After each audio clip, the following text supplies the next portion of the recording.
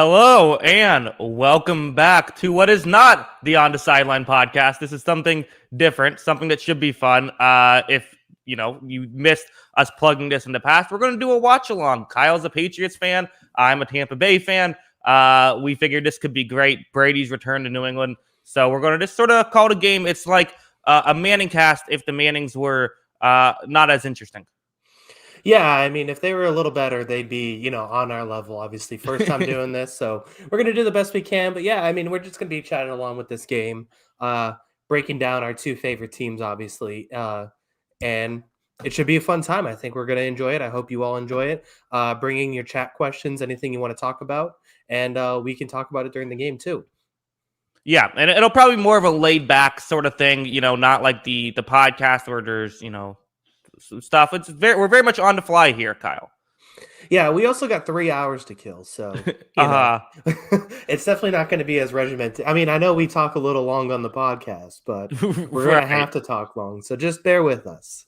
Yeah, I mean, Kyle, we're going to be spending at least like 4 hours together. We're going to be sick of each other by the time the night's over. Yeah, we might have to cancel the Wednesday show. After my picks, we might as well. So yeah, the picks were I don't know how I did. I feel like I got some right. I think I got a couple, but I just felt like there's a ton of upsets. So both New York teams win in overtime. We're in for a crazy week. Hopefully that means good thing for Patriots here right now as we're getting started. Yeah, hopefully not. Yeah, let's hope that does not happen. Yeah, it should be fun. So they're showing showing the banners, of course. This is, Kyle, how do you feel about all of this stuff? The narratives for the last 2 weeks have been a little nuts. Boston Sports Radio has been on this since the Monday before the Saints game. So literally it's been just about 2 weeks of conversation about this. And I mean, look, I understand how awesome it is. It's going to be weird. I think it is just going to be weird because look, at the end of the day, like sports are definitely not the most important thing in the world. We obviously love them and we talk about them all the time and it's what we do for a living. But, it is that sort of escape we had. And it's like, I'm just thinking about it. I was thinking about it today. Like Tom Brady has probably accounted for probably 9 of like the best 25 moments of my life. And that's not even an exaggeration. Like he's been a part of all. Hopefully of not moments. Number 1 through 9. I honestly don't know where he'd rank on the list. Probably not number 1 because I am married. So I guess that has to take number 1. You have to say that. For 2 to 25, I think it's definitely up for debate where Tom Brady, ranks on the list for a lot of these things. And, he's not a person I know. He's not a person that, I've met. He's not a person I've seen anywhere except for the television. But it's one of those weird things where sports, it's like this guy was a part of my life for 20 years. And then now I got to see him compete against my team. And it's a little weird. But I feel like once the football actually starts, I'm just going to enjoy it. The worst case scenario for me is if this game's close. Because I'm a nervous wreck when these games are close. I'm going to be screaming at this thing. I'm probably going to be fighting with people in the chat. And so I guess for entertainment purposes, let's hope it's close. Yeah. But for me, I do not want it to be close. Right. Well, so here's my thought process on this is I think sports are inherently insane. None of this makes any sense. So let's just go all in. Appreciate the insane moment. Don't try to think, well, isn't this kind of silly? Who cares? It's just another game. I think it's a unique thing that we're never going to see again. I don't think we'll ever see Tom Brady play another game in this stadium. So let's just enjoy it.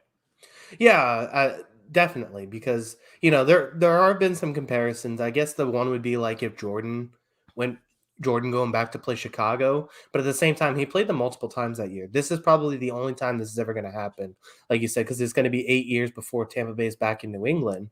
So, yeah, I mean, I think it's going to be really interesting to see. But, I'm definitely going to enjoy the game. I'm going to enjoy just seeing this. I'm going to enjoy watching Brady again in this stadium, and I'm going to enjoy watching the Patriots play, and hopefully we can pull out a win.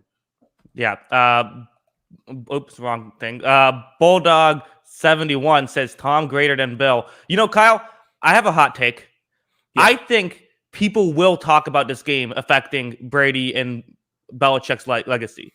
I don't think it really should, but I think that people in 10 years will probably bring this up. There is going to And be we people have like, kickoff, by the way. Just yeah, letting everyone know where we're at. kickoff out of bounds. Patriots start up field, good field position. I like it. Yeah, I mean, the Patriots, if Belichick wins this game, they're going to talk about how badly he wanted this for his legacy and all this kind of stuff. And it's just like, Mhm. doesn't he want to win every game? Like, I don't Yeah. know. It'll certainly be a conversation topic, but I'm not holding it against. I mean, I've thought all these conversations are stupid, but I'm not holding us against either one of these guys if they win or lose this game. Yeah, I'm not saying it's rational. I'm just saying I think that'll happen. Also, we'll talk about the game now. Mac Jones, in the shotgun, we have 84 in motion. Mac Jones is about to take the snap, trying to set it, and now he's not. Tampa Bay blitzing on the first play. Jones gets the quick pass away, and Richard Sherman makes his first tackle as a Tampa Bay Buccaneer. Does he have his college number on? Is that what he did? Oh, that's interesting. Is that what it was? It's one of those weird situations where typically a veteran comes in, you're going to get 25, but we already have a 25 here. Tampa Bay showing zone, playing zone, and again a Richard Sherman tackle. So look who they're trying early on. Yeah, and Mac Jones getting the ball out quickly here. You got to like that. One of the things I heard about Mac Jones from Sal Paolantonio today is that he's the number one blitz quarterback in football. Teams are trying to come at this injured New England offensive line, I think, especially early in games. And I actually think he's pretty good against the blitz. Obviously, if you get to him, he struggles to move a little bit, but he reads the blitz really. What's that? Superman. I don't know what this guy call is. Let's see. Is there another blitz? There is, and looks like a tight end screen to Hunter Henry. Yeah. All right. So pretty good start here to this drive. And yeah, like I was saying with Mac, it's just like, I think that he actually reads blitzes pretty well and is able to get the ball out quickly. It just kind of depends on, if you can get to him, obviously it's going to frustrate him because he's not very mobile, but it's hard to get to him too. And there it is. As you say that, they do get to him. So Vita Vea didn't make the play, but he's the one who set that up. He got it there, and then you have the rookie Tryon Soyunka, who changed his last name kind of in the middle of the season. Let's see this again. So good move there. Yeah. Isaiah Wynn is playing in this game. He was questionable. So that's just one of those classic situations where if one guy wins, you can deal with it as a quarterback. But Mac Jones steps away from Vea, steps right into Tryon Soyunka. Yeah, and it's just been a huge problem with their offensive line this year is that multiple guys are winning their one-on-one battles at the defensive line against us. Big throw on third down to N'Keal Harry. That's broken up. So, all right. Well, not a bad start to the drive. Oh, wait, that was Nelson Aguilar. I forgot N'Keal Harry switched numbers. Wow. So, good start to the drive. And then obviously, forced a punt here, but that's okay. We'll win the field position battle. Could have been picked on the replay. Carlton Davis in coverage. And that's tough. I mean, the way I view this right off the bat is, if the Buccaneers are playing man, who's going to get open? What are the Patriots going to do to counter that? So far, nothing. Yeah, I mean, that's the problem is that typically what we try to do is we'll try and put our tight ends in mismatches. But, even though Jonnu Smith had a bad game last week, I think he's a pretty good tight end still. And he's the guy I like in mismatches. But there's no mismatches when Levante David and Devin White are on the field. There's no one you can really take advantage of in that situation. So, all right, Brady takes the field for the first time back in Foxborough. So I wonder how here. So, yeah, we're going to see how this goes because, I mean, obviously, one of the things I talked about pregame when we talked about our Wednesday show was, these big primetime games, the Patriots sometimes just find weird ways to win like Baltimore last year, and the weather in Foxborough plays a huge part of that. I said there was rain potentially on the forecast in Foxborough. We got rain here. And let's see how that affects the Tampa passing game. That's unfortunately missing Rob Gronkowski for this one. Yeah, that does suck. Also, Giovanni Bernard sort of their pass catching back. Play action off the bat and a way overthrow trying to get the Mike Evans. Unless that was a miscommunication. That was just wild. Yeah, it looked like McCourty actually had a chance on that ball, but he wasn't looking for it. It was way off. Mm-hmm. Let's see. And Mike Evans isn't an easy guy to overthrow. No, he is not. He's a big guy. Let him see. All right, we got the replay here. So, they're showing the play action.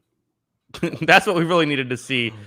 Kind of a weird. It looked like the timing might have been off more than anything on that. Yeah, it had to be different routes because there was no way it was a completely different ball. So Yeah. second and long though, that's what we want as the Patriots. Let's Playing bring some man pressure now. here. Yep.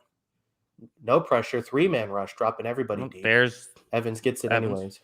Yeah, I mean, if the Patriots are going to win this game, J.C. Jackson, he's been on Evans the first 2 pass plays. He basically has to take one guy out of this game. You know, whether it looks like it's going to be Evans, whether it's Godwin, Evans, or Brown, he has to take one of those guys out because there's going to be 10 other guys on the field to defend the rest of those guys, and that's what's going to be important because there's just so many weapons for Tampa Bay that we can't match up with all of them. But if Jackson can win his matchup, that gives us a good chance to win. That being said, it's Mike Evans or Chris Godwin, so that's going to be really tough. Handoff here, and Fournette does get it and breaks a tackle, looking like playoff Lenny over here. Yeah, Patriots' run defense hasn't been very great to start this season, too. So, and the Buccaneers' run offense hasn't been spectacular either. So, also, we have a super chat. We appreciate the super chat very much. Thank you for that. But yeah, it's, again, an element of that too, right, is the Patriots like to play this man coverage thing where you're going to have guys, 5 guys looking away, especially against Tampa Bay, who has all these pass rushers. So the running game seems like that's something that Tampa Bay is going to want to do. And as I say that, they lose a yard on this one. Yeah, and that's the big reason why. That's why the nose tackle, defensive tackle spot's so important for New England. And they went out and got a guy in Gottschall who's, pretty good in that spot. He just hasn't quite lived up to it to start this season. We'll see how this team adjusts. Obviously, that was a good adjustment there as they went outside and we were able to make a tackle. Yeah. Well, the funny thing too about Tampa Bay is, they basically have like 3 different running plays. So, like a lot of what they do is just, this duo like every single time. So like it's going to be pretty simple what they're doing. Yeah. Yeah. So we got a second and long here. Let's see if we can get a stop. And go man again, screen. Just check it down. Geez, what was the blocking upfield on that? I feel like we were really late to that screen. Or was there a fake that they were looking at and that kind of busted? I think it wasn't a screen. I think it was just that was just a check down that he had as an option and took it. Yeah, and as Stilky Bubba says here, my cast has a play ahead, so I'm going to pause. We're both on streaming. We don't use cable, so if you are a play ahead, I'm sorry. We'll keep up as best we can, but that's just kind of what we're working with. If you want to pause and watch with us, you're more than welcome to, obviously. Yeah, or just listen to us. You'll know more than we do. Yeah, you'll be ahead of us. Yeah. All right. So man coverage again. Brady scanning the field, throws one downfield. You got an open Brayton. He missed him. Yeah, he had him open. We need more pressure than that, though, because obviously watching Tom Brady for all these years, giving him a clean pocket right that is just a recipe for disaster. They got bailed out by the missed throw there because Brate was open. He got separation from Phillips on that one. Yeah, it's kind of a sloppy game for Tampa Bay. Right off the bat, kick the ball out of bounds. They have sort of a miscommunication with Evans and now a missed throw with Brady. And again, what makes the Patriots successful all those years was A, having Tom Brady, but B, not making all those little mistakes. Also, look at this punt. Wait, hold on. Look at this. It looks like they're going to block it right here. Look at this formation. Yeah, send in the house. Let's see. No, maybe not able to get there, but good coverage downfield. Let's see if Gunner makes a run. Oh, what do you rule that? It hit the pylon, so it's in play. Wait, what are they calling? Oh, it's a touchback. How is that a touchback? I'm trying to think about what the. I don't know the NFL rules for this. That completely broke my brain. Yeah, I don't think I've ever seen that before. Because if you fumble the ball and it rolls into the end zone, it's a touchback. I guess. I don't know. That's weird. My first reaction, I don't know. I've never seen that before. I would have guessed that would have been a safety. Because he touched it out of that, in front of the goal line. And then, to me, I guess it's not possession, but I feel like once you touch it, it's kind of essentially possession. I'm not arguing with the rule. If that's the rule, it is. But it's kind of an odd scenario. I mean, the touchback rules in football in general don't make any sense because you got the touchback rule where you can, you're going for the end zone and then fumble the ball out of the end zone. The other team gets the ball at the 20-yard line. They fumble the ball out of their own end zone and are going to get the ball at the 20-yard line here. None of that makes sense. Wait, so if someone punts it and it's at the 3-yard line, why not just swat it to the back of the end zone? Well, that's a penalty now, isn't it? Or is it just kicking that's illegal? I guess that's true. Well, usually it's only a penalty doing it forward. I don't know about backwards on a punt. Yeah. Because That's a usually good you question. are allowed to swat it backwards, just not forward. Yeah, we'll see maybe if they come back here from commercial break if there's clarification. Because as Thomas said, I know it hit the pylon, but it looked like it might have rolled out at the 1 first. So it's Right. gonna be really close here. We'll see what happens when we come back from commercial break, what they call. Obviously, I'm waiting for someone to jump in here and spoil it for us, but Yeah. Well, wild stuff. yeah. And while we're on commercial break, don't forget this watch along is brought to you by White Claw. No, I'm just kidding. That's a free plug though if you want to sponsor us. Oh, great. Now White Claw's they're probably getting ready to sponsor us. And like, oh, we don't have to. We can just Do it for free. Yeah. I guess I blew it. So, all right. Let's see what we got here. Oh, commercial with a baby on the field. That's interesting. I don't see any baby on the field. We must have different commercials. I'm on the NBC Sports app watching YouTube TV because for whatever reason, Roku doesn't have YouTube TV anymore. So, how do you feel about these half Buccaneer, half Patriot jerseys? Yeah, that's horrible. Yeah, I'm not a fan. The If you want to be, the... if you want to support Brady, that's fine. Just wear a Patriot jersey or wear a Buccaneers jersey. Yeah, the best one was the last guy they showed tailgating. He had the old Bucks jersey that had the ugly orange stripe here and the gray shoulder pad. And it's like that Brady never wore that jersey. How did you manage to do that? I don't Literally, know. the first thing we did once we got Brady was like, okay, get rid of those jerseys. Like we can't have Brady wearing this trash. Yeah. Either way, though, no matter the jersey, those are disgusting. Like the only one that's ever acceptable was it's like I think Brady Quinn's wife was like the sister to AJ Hawk. And so she had a half AJ Hawk, half Brady Quinn jersey. I guess if you're in that situation, that's not. I want to ban this play so much. Josh McDaniels should throw this play in the garbage, set it on fire, and never see it again. This stupid weak side toss play that Isaiah Wynn is never on the outside setting the edge for is the dumbest play I've ever seen in my life. I don't know why we keep running it. We don't get the edge on this. This was my frustration from the Saints game just boiling over. I see. Me. Well, yeah, I mean, this is like the thing is, so no Vita Vea in now, so it seems like fumble. Devin White wasn't a catch. Rolling a fumble on the field.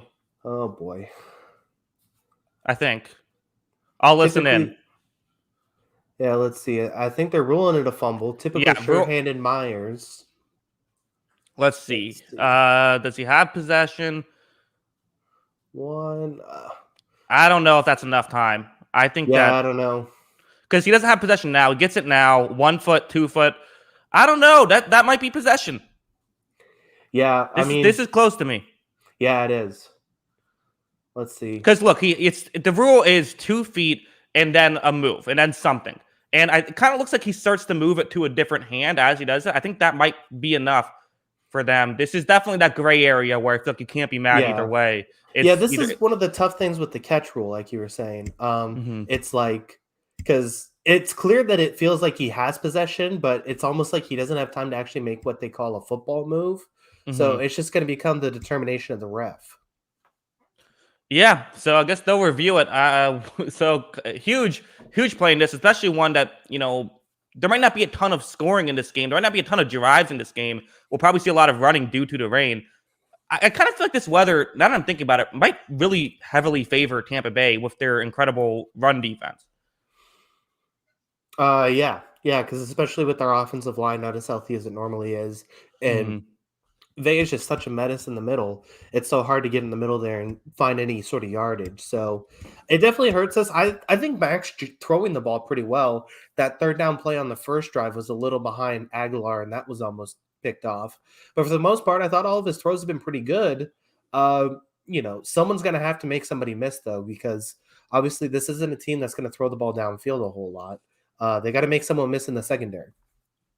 Yeah, this is it's interesting, So what's the move for New England? How are you feeling as a Patriots fan right now? About the team or just this game? How the game's going? Well, I think the frustrating thing is that we've seen all season with this Patriots team is that it's not the typical Patriots team that plays picture perfect football. There's been a lot of fumbles this season. There's been a lot of penalties this season. There's been a lot of miscommunication on defense and in formations this season that have really hurt this team. And then right off the bat here in the first quarter, it's a fumble on a wide receiver. I think that we can sort of attack this team, especially like the short passing game has seemed to work, especially if Todd Bowles is going to bring some blitzes. I think Mac Jones can read it and make some throws. But like I said, if we're going to throw the ball out quickly, we need guys to catch the ball and then make people miss. And so far, we haven't really had anybody make people miss. And then we had a fumble by one wide receiver. That's not really what we need at this point in the game. Yeah. Also, a couple comments. One person said White Claw is for chicks, but now we have real men drink White Claws. So I think people in universal agreement that everyone White Claws are for everyone. Listen, any man who wants to watch his carbs a little bit should have a nice White Claw with their dinner after dinner while watching football. Oh, they wrote it incomplete. Incomplete pass. Step on your joke, but it's all right. New England is bailed out here. Also, here real quick, super chat. Come on, Kyle. My Washington Balls won today. You got to at least keep up with Heineke and company. Also, Bruce Arians very upset. I agree with Bruce Arians. I don't think that you can overturn that. I think that's, to me, replay. That's not what you overturn. To me, we were both saying it's kind of gray area, could go either way. I don't get how you overturn that. I think with these coaches, if it goes either way, the coach is upset. It's going to be one of those situations. So. It's unfortunate for Tampa. They had a play there that gets them in the red zone, especially like you said, with this weather, you want that sort of field position advantage. But yeah, it's a tough call. Patriots are definitely bailed out here. So let's see if they can take advantage. Tough play here, 3rd and 14. Make sure Mac Jones is a little protected here. And we can get a guy downfield. 2 safeties deep, quarters coverage. Mac Jones taking the check down. Smart play by Jones. Yeah. And tacklers come in, make the play. Vita Vea getting downfield to help make that tackle. America's favorite special teams guy, Brandon Bolden, with the catch there. James White being out is really going to hurt this offense. That's for sure, certain. I don't know if he would have done more on that play specifically, but him being our receiving back who's basically gone, and they've basically banned Ramondre Stevenson for fumbling the ball once. So, Patriots going to punt here. Last season's MVP, Jake Bailey, to punt. This is a doozy, but our coverage guy falls. That's not good. Flag. Those are never. Like it's going to go back. Yep. Never good for the returning team. Yeah. I think there was a block in the back, actually. I also like this. Lol, White Claw. I like All that. Right. We're back on White Claw. Everyone, comments below. What are your thoughts on White Claw? My thing about White Claw is I just think that seltzers are one of those things that you either really like or really don't like. It's like pineapple on pizza. Like, there's no one that finds that okay. I mean, I find it okay. I do too, but I feel like if it's in my fridge, I feel like the better phrase is like, there's a lot of people that have strong opinions about it. Oh yeah, also, so Brady passing record watch. Now 53 yards away. I was so hoping, just even though it would have been, Brady's my quarterback, I thought it would have been so funny if Brady got the passing yards record in the blowout game against the Rams where they're down and just like garbage time, like throws like a 75-yard touchdown and he has the record. Yeah. I mean, that would have been pretty good and just ruined the entire New England game. Now, first of all, why is Breeze out there without an umbrella? What is going on? I don't know. So, maybe he's one of those like real men don't need umbrellas guys. All right, back to the field here. Tampa Bay drive number 2. Watch out, Fournette. He's at his best when he runs straight into his own offensive lineman, gets the first down. Leonard Fournette, probably his top 10 runs in the NFL are all he runs directly into the ass of his center and then breaks it out and gets a bunch of yards. Yeah, and that's one of those situations where you're talking about the man-to-man coverage. None of the corners are even looking at the play until he's got the angle to the sideline. Judon can't chase him down there. Obviously, a good fake block by Antonio Brown to give him a little bit of space too. Mm-hmm. Okay, so let's see. Where are we at here? We got also 8:08 in the on the game clock, just so you guys know where we're at. Looking like man again, play action. Brady looking downfield, throwing downfield, and that was a dangerous pass. J.C. Jackson could have got it. Wants a flag. Yeah, I think he was actually. I think he has a good excuse here because I think Evans basically just tackles him to prevent the interception. So, Let's take a look at this one. They're going to show the one-on-one matchup. This looked like good coverage from Jackson off the beat. Yeah, that was a yeah. Evans held. I mean, that's a good penalty because even if they didn't call it, if they did call it, you'll take the 10 yards and still staying on first down over the interception any day of the week. So Evans just doing what he can to avoid the interception. Luckily, nothing got called. Yep. All right, splitting it out 5 wide. Oh, a lot of space here on this screen. That's a good play. Yeah, that's a smart play. I mean, again, we talked about this man coverage. Well, all you need is one offensive lineman to be able to get out, and then you have a man advantage down there. Yep. Yeah, so they had both guys get out, too. Nobody's reading it off the line of scrimmage. Yeah, that's a good play. That's a first down. Let's see if we can get a stop here, though. Tampa Bay close to New England territory for the first time in this game. Well, they were close to New England territory earlier in the game. Yeah. Well, they haven't gotten into New England territory is what I meant. No, I'm just being a dick. Ronald Jones for 3 yards. Yeah. Ronald Jones at his best when he doesn't have to block or receive. Yeah, he should just change his name to Ronald. He's Ronald Jones III. He should just be Ronald Jones for 3 yards because that's basically his game. Kyle, you could I don't know, getting the pun game on point, Kyle. I'm trying my best here. Listen, we gotta compete with Michaels and Collinsworth, so that's I'm doing true. the best I can. So Tampa Bay keeping 2 tight ends in. Brady over the middle might get so Evans on J.C. Jackson has been Brady's primary target. A little surprising, I think, given the fact that you'd think that that's kind of the one area where we talked about pregame. The Patriots might at least have like an even matchup. Yeah, and especially it looks like if you're looking at the top of this replay, Jalen Mills has basically been on Godwin the whole game.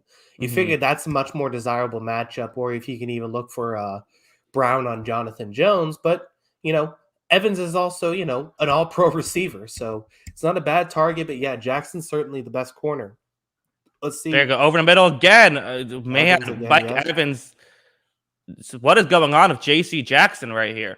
Yeah, he's struggling to chase. It looks like he's struggling to chase Evans across the field. Let's see if they show this replay for this one.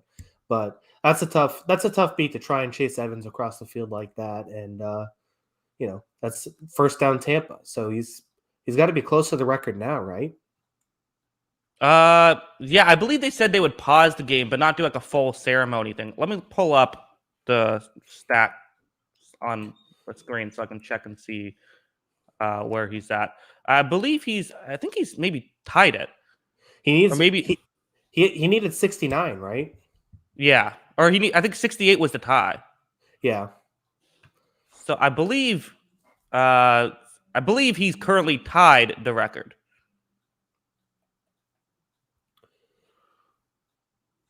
Yeah. All right. So they're going to call a timeout here. And Tampa Bay, this is a good drive. You got to feel good about this one. You're throwing the ball a lot better.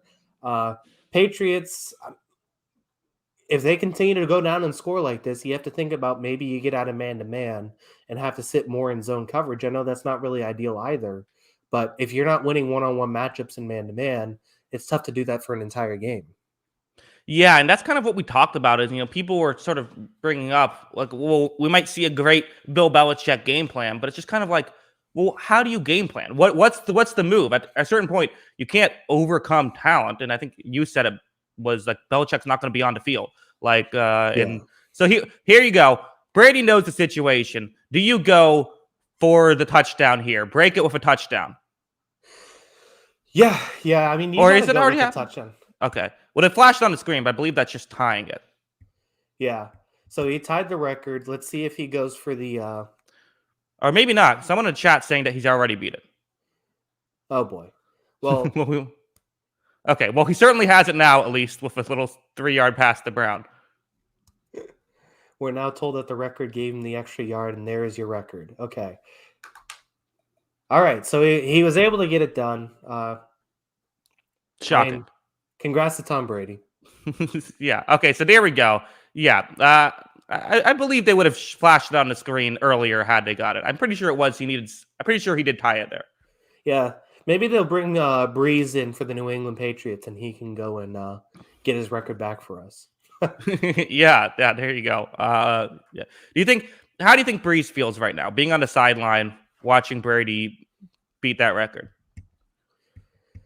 I mean, he's got to be looking at, he couldn't throw the ball 10 yards, so he was pretty much bailed out the last 3 years of his career. So that helped out. Brady throws one incomplete. There's 4:57 on the clock, third down and 7. Yeah, so kind of an interesting scenario right here. For the Patriots, things have not gone well through 10 minutes. You get to stop here. You're feeling okay. It's still only a 3-point game.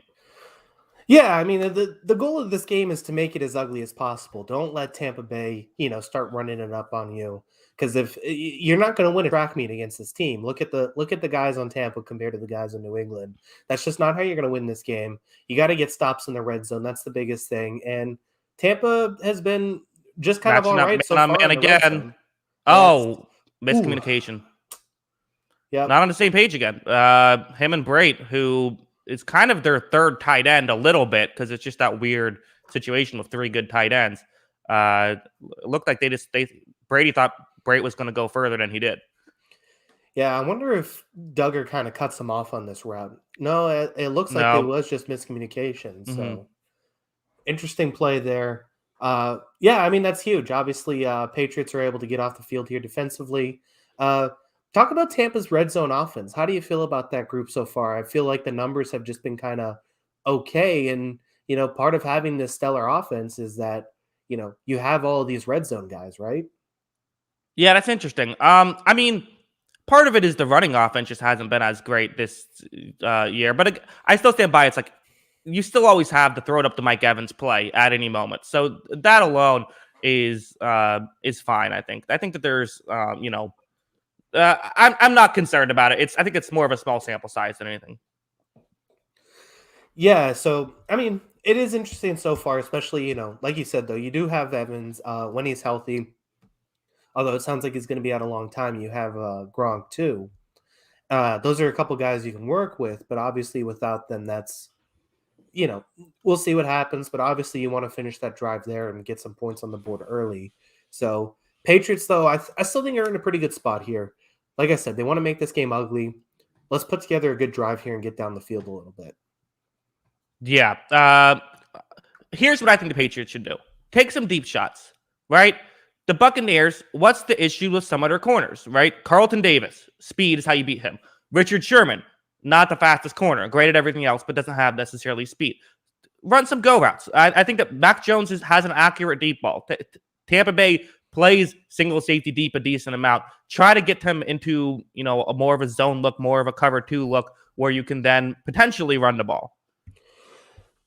I mean, theoretically, I'd like to. The issue the Patriots have had this season is even when they've tried to take shots deep, they haven't really had the time to throw it. Like even you looked at that New Orleans Saints game when he tried to throw the ball deep, his deep balls were off because he was kind of throwing off platform because the pass rush was there. If we can get a clean enough pocket for him to step into a ball, I like his deep ball, but I don't like him off platform, and that's the biggest problem we've had so far. And we still need the receiver who can kind of get the separation down the field. I know Aguilar's a nice deep ball guy. We need to get him consistently open downfield and give him opportunities. Yeah, maybe. I still stand by. I think if you run a play and just have Aguilar and whoever Jacoby Myers on each sideline just running a go route, if it looks like it's a cover 1 look, I think that throwing up 2.5 seconds and take that chance. Maybe you wait till a third down to do it. I don't know, but I think there's, or maybe you do it with a play action. I think that you got to try to make that work because I don't think you're going to beat Tampa Bay dinking and dunking it down to field. I think that's just really difficult. It is. Yeah. I mean, it really is because it's hard to put together a 12-play drive in general. Never mind with this defense in front of you and how much, they had -4 rushing yards right now. I know it's only 2 drives, but that's not really how you want to start. And it's hard to just find consistent running lanes on this team anyway. So it's going to be an interesting matchup. Let's see what we can do here. Got some Pats fans in the, Welcome to Goatsboro. Yeah, that's pretty bad. Yeah, that's a tough one. So, all right, let's see. All right, here's the kickoff. He does not kick it out of bounds this time, and so we're making improvements. Yeah, there's a step up for you guys. Already already some adjustments here early in the game. Yeah, there's some sort of graphic. The graphics without volume seem absolutely insane. They're just showing us where he's lived. Where Mac Jones has been, I guess. Mm-hmm. All right. Yeah, he's back at Alabama. He graduated. Good for him. Okay, so Tampa Bay showing a zone look. Jones over the middle and gets a nice completion right over the middle. So there you go. You got Kendrick Bourne finding a spot in that zone coverage and picking up some yards. Yeah, Bourne's been a nice option so far these last couple games. He was good in that Saints game. I mean, he was the one bright spot in the offense in the Saints game, honestly. And he has another play here where he's able to kind of, attack the zone defense and get some yards after the catch, after make a nice drive there. Let's see. I always love when Josh McDaniel's special of pitch play for 0 yards. Yeah, I always love when someone says yak and then immediately says yards after catch. Has anyone ever said yak and not immediately said yards after the catch right after? I don't know. I guess it's not really like the conventional term because no one says like RBI, run batted in kind of thing. Right. So it's not the conventional term. All right, this is what I like here. 5 wide. Okay. Spread the ball out. 3-man rush. Get the ball downfield. He throws it. Gotta hang on to that. Yeah, just Tampa Bay dropped 8 back into coverage on that one. Looked like it was Shaquille Barrett on the coverage. So there you go. You're going to see a bunch of different kind of looks with Todd Bowles. We always talk about Bill Belichick and how difficult it is for a rookie to play against Bill Belichick. Well, Todd Bowles isn't exactly easy to play against. Yeah, not at all. He's obviously one of the premier defensive coordinators. Our tight end is not getting any separation there on Shaq Barrett. That's obviously a problem, and it still it looked like it was a catchable ball. So, man here on 3rd and 10. This is, where do you go here? Pressure. Jones takes a shot, hit and intercepted. Antoine Winfield Jr. with the pick. Rough start here for the home team. Yeah, that was terrible blitz pickup. He came right down Main Street. Let's see. I believe that was Devin White. Yeah. See if we get a replay of this one. And again, you got to be able to win. That's Aguilar against Ross Cockrell. That's Tampa Bay's typical 4th corner. That's the guy you're gonna have to be able to win against these depth players for Tampa Bay. So far, New England hasn't done that. That's discouraging, I think.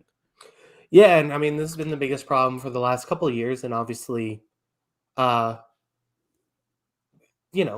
is obviously why Brady left. This was the big thing that he felt like he kept taking these pay cuts. The rumors were, at least, that he felt like he was taking these pay cuts and improvements weren't being made to the offensive side of the ball. And so right here, we're still kind of weak at wide receiver a couple of years later. And yeah, I mean, that was bad separation, a tough throw to make while being hit, and it's intercepted, and Tampa Bay takes advantage. So, Kyle, does it make you feel a little better that even if this game isn't going well, but the Red Sox won today? If the Red Sox lost today, this could be a very different stream, I think. I got to sit through a torturous another Red Sox playoff game, so we'll see how that goes.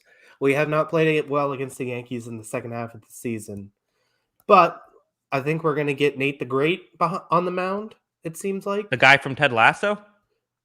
Nate, no, he's not so great. Nathan Eovaldi, obviously. So we'll get Nate on the mound. Rafael Devers, 2 home runs today. He's the best third baseman in baseball. That's nice to have. We'll see what happens in that one. That's going to be a fun game. Yeah, hopefully Nathan Eovaldi performs better than the character Nate the Great from Ted Lasso. Yeah, what a weird storyline, isn't it? Like, he just, this most, innocent person is all of a sudden this complete asshole. Yeah, spoiler alert for anyone still trying to catch up. Back to the game, I feel like. Geez, I mean, I really don't know what you do for New England. This could get ugly. If we're not able to beat the secondary, then we got no shot. Mm-hmm. This is you start running pick plays, just try to get open that way. I mean, that's the only thing I can think of. But then if Tampa Bay drops back in the zone, then what do you do? This is tough. Well, you saw the play before. They dropped 8 back deep, basically. and Mm-hmm. there's nowhere to throw. And the next play, they bring pressure and just nail them. So, yeah, I mean, the thing is that if they're going to bring pressure, we got to find a way to get some screens because, when we're not really running the ball, they're kind of just pinning their ears back and coming at us and coming at Mac. At that point, you got to run some screens, but you got to find out what they're doing exactly because, like I said, the play before they're dropping deep into coverage. The next play they're bringing blitz. You got to be able to read that and understand what's coming and what you need to do. Yeah, handoff again. Love those right up the middle running plays on first down. Yeah, I think a big way that New England has a chance is stay competitive on defense. Their defense has to come through. Their defense can't be giving up 30 points if they're going to win this one. Yeah, I mean, that was kind of a given because, I mean, what's the most we scored all year? 25 against the Jets. So there's no way we're going to go into this game winning a 38-30 game or anything like that. A couple Brady turnovers. Deep shot and overthrows Tyler Johnson. He had him a little bit. Brady looks, not all these misses are on him. It seems like some of them are more communication stuff. Although he seems to be talking, so maybe this was another miscommunication thing. I don't know. Instead, we're going to show a replay of Matt Judon. Might have got away with something there. That was close. But, yeah, I mean, he did have the safety shading over the top. I wonder if Johnson misread the route or something. That's interesting. Well, Brady's mad at Johnson. So, I mean, I read his mouth. He said, why? So, and now we have, looked like a false start. Yeah, this will be backing up. Oh, wait. Oh, illegal. Oh, that's brutal. On what, a 3rd and 6, making it 3rd and 1. That's brutal. Yep. This is Kyle. I have a thought. Is it possible this game has gotten to Brady a little bit? Is it possible that sort of the emotions have got Brady? I know he's played in big games. Hey, he only has thrown 1 touchdown in a Super Bowl in 10 Super Bowls. Maybe it's going to take him a minute. Yeah, I mean there is a possibility of this because handoff, first down. One of the things they were talking about pregame is that we should just completely coddle Brady and make this a big event and kind of throw him off his game because he's used to going into road games and kind of being booed and all that kind of stuff. Throw him off his game a little by like making him feel way too loved for a road game. We'll see what happens, but I don't know. Yeah. So 2 minutes and 42 seconds left. If you're following along, that's where we're currently at. We have, the Patriots showing blitz to try to see if they can disguise some stuff. Do not blitz in this one. I actually believe that was zone, and you just find Evans just underneath for an easy 5 yards or so. That's the thing about Brady. Tough to fool him. Yeah, it really is. And J.C. Jackson's struggling with this matchup right now, too. I know you kind of live with the 5-yard catch, but at the same time, these catches on him are starting to pile up. Evans is kind of getting the better of him right now. What do you do? I mean, do you start doubling Mike Evans? I mean, well, that's the problem with Tampa, right? That's the $1 million question is if you double Evans, Godwin's going to have 1 billion yards because he's going to have to be single matched and all these guys. I mean, this is kind of what they do. They wanted to have one, this is kind of what they did with Pittsburgh all those years with Antonio Brown is like, hey, we need one corner to kind of take away their best guy, and then we can kind of prioritize, shading coverages to the other guy, and that's kind of how we win this game. But the problem is that, if Jackson's not going to win that matchup, then they're going to struggle. Yeah, kind of a weird looking play there on the design screen to Mike Evans. I don't know if maybe, I was going to joke about, I just need Mike Evans to score 53 points in my fantasy league for me to win this week. Well, he might be on pace right now through a quarter. Yeah, he might just get it. We'll see what happens. Big 3rd down here. Let's get off the field. I feel like this has been a long quarter, but, we're doing good. Here comes pressure, one-on-one, and pressure picked up nicely. Wide open, Antonio Brown. That was a lot more open than it looks, right? Because Jones, for New England, he has to turn his back. That's what speed does to you. He can't see where the ball is. So Brown can see where the ball is. Corner can't. That's going to be a victory for Tampa Bay every time. Yeah, and this is why Brown is basically one of the 10 best receivers of all time, too, and his numbers back it up, is he's so good at not only playing with speed, but also he's so late to put his hands up, because that's usually the indicator for a corner in man-to-man coverage is once you see the hands, you're going to turn and look for the ball. Brown is still late to put those hands up. Jones can't even react to the ball at all. So terrific play there from Brown, and that was easy it looked easier, like you said. Yeah, good stuff from Tampa Bay's number 3 wide receiver. Yeah, honestly. So obviously, big play there for Tampa. So naturally, they go back to the ground for 3 yards, set up the 2nd and 7. Incredible. So we're not going to get another playoff here. We will go to the first quarter. Hey, if we were to say New England only down 3 after 1 quarter, you'd say, all right. I feel pretty good about it. I'd like to see a little more yards out of the offense, but, I guess beggars can't be choosers too. So we'll make it happen. Yeah, I mean, 36 yards in the first half offensively, and that's, not the best. The majority of that was on the first drive too. So, actually, I overshot at 32 yards. Yeah, the biggest play of the game for the Patriots has been a kickoff out of bounds for Tampa Bay. Yeah, this has been a tough one for you, Kyle, to do a watch along with so far. I kind of expected that something like this might happen. I guess overall, we'll go to you with this one. How would you grade Tampa Bay's first quarter?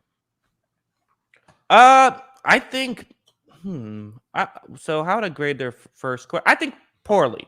I think from how I expect from them, it may be like a D. I think that, again, their defense looked good. So I think offensively, it's been very disappointing. I think Brady has missed a lot. It's not concerning at all. Brady's going to get that under control, I'm sure. But there's been some misfires. Maybe D is too harsh. Maybe I'll say C offensively, and then I'll say A defensively.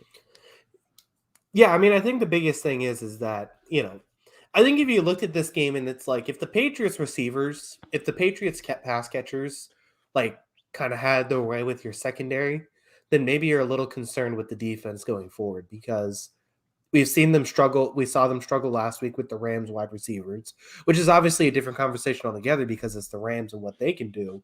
But if it's the Patriots you're struggling with these pass catchers, then obviously you're concerned. So far, your secondary has completely won that matchup. There hasn't been a lot of separation.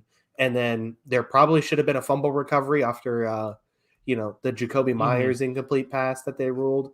And then you get the interception off the good play and coverage upfield and the good blitz too. So, good things going there for Tampa Bay, and that's why they got to feel good. And the Patriots, the Patriots got to get open. They have to get open. That's been the biggest problem with this team all season, especially on the offensive side of the ball. Yeah. Do you think the real issue with the Patriots is they don't have a Zach Wilson type out there that can just sort of make stuff happen? I was actually thinking about this the other day. I think I said this before the draft. Based on the rosters right now, I think Mac Jones would actually be better for New York, and Zach Wilson would actually be better for New England. Interesting. Why do you say that? I think the Jets have a little bit of a better offensive line, not much better, or a little bit of a worse offensive line. But I think that he could actually work with that team and, work with guys like Corey Davis a lot more. Now, Zach Wilson had a terrific day today for rookie standards. I thought had a terrific day. Well, go back here. Looked like Evans should have had that one. Looked like decent coverage though from Jackson, and they're able to get the stop there on second down. Yeah, that was 2nd and 7. It was definitely not much separation, but it looked like there could have been an opening. And yeah, that's just a drop on Mike Evans. He's mad at himself, slammed his hand on the ground. Also, always freaks me out when someone slams their hand on the ground. Don't break your hand or something. So, shout out to the Brewers for that one. Be careful with those hands. Yeah, especially if you're Mike Evans, of all people. The other thing there is that it looked like Matthew Judon had a delayed blitz there. And if he didn't blitz and just sat on the coverage, he actually had to play. Another drop. Yeah, and that's where you're missing Giovanni Bernard there, right? Yeah, I mean, I don't think it would have been enough for a first either, but maybe if it's a 4th and 2, you can go for it. There was Judon off the edge. I'm trying to... So Collinsworth's talking about this. The offensive line sliding right. No one's there to pick up Judon. You would have thought. I don't know if Fournette's supposed to block Judon on that or what, but yeah, was he supposed to deliver a chip to that or something? Because it seemed like he was just going free. There's some plan. Donovan Smith So the Bears had made this mistake earlier. So Donovan, except they had their back on the opposite side of the field. So I don't know what the plan what could have been there. But here, probably and field goal, no good. Well, yeah. I mean, this is one of the. It's you talk about how the score doesn't always represent the way the game is going. The Buccaneers are dominating this one, and they're up 3-0. Yeah, it's definitely one of those games right now where on a per play basis, Tampa Bay looks great. But like you said, it's 3-0. So New England has to feel good about that. Obviously, the missed field goal, Tampa's not able to finish a couple drives here down in the red zone. I mean, Patriots got to feel really good about this after pretty porous start, I think, overall. Because even the defense, I don't think has been that great, but they're getting stops in the red zone. Yeah. Going back to that third down play, I believe what happened was Fournette was supposed to, if Judon was rushing, chip him. I believe that's what was supposed to happen because just the way Smith reacted, if Smith's job was to cover Judon, if Fournette, or if Judon is rushing, then I feel like he would have stepped back more. So I believe that was on Fournette. I could be wrong though. If it's not him, then Smith. Yeah, I mean, Smith wasn't even looking at him, so I imagine that he figured that Fournette was taking that. And that's surprising because that's normally something that Fournette is very good at too. So, but big play there for New England. Fournette drops the ball, like you said. It was a little bit short, so I don't think he would have been able to catch it and get a first, anyways. And then obviously the missed field goal keeps it a 3-0 game. Yeah, I remember. I noticed that, Kyle. 3-0 game? Yeah, I remember the missed field goal. We don't have to bring it up again. All right. Well, I'll bring it up in a couple minutes here, just to remind you. Okay. It's completely ridiculous that Nick Folk has been like an okay kicker for you guys. I feel like that doesn't get talked about enough. Completely unfair. The guy could not make a 0-yard field goal for us. Comes to you guys and broke the record for most consecutive field goal. And in fairness, they don't kick the ball over 40 yards, but still. I was gonna say, okay, kicker. He's been lights out. He doesn't miss. He missed a couple extra points, but field goal wise, he's been lights out for the last year and a couple games now. And like you said, they don't kick from 50 yards, but once they get down in that area, Folk is automatic, which is a big thing because towards the end of the Gutskowski era, that was something that was not automatic. He wasn't very good in the short to intermediate range, surprisingly. So.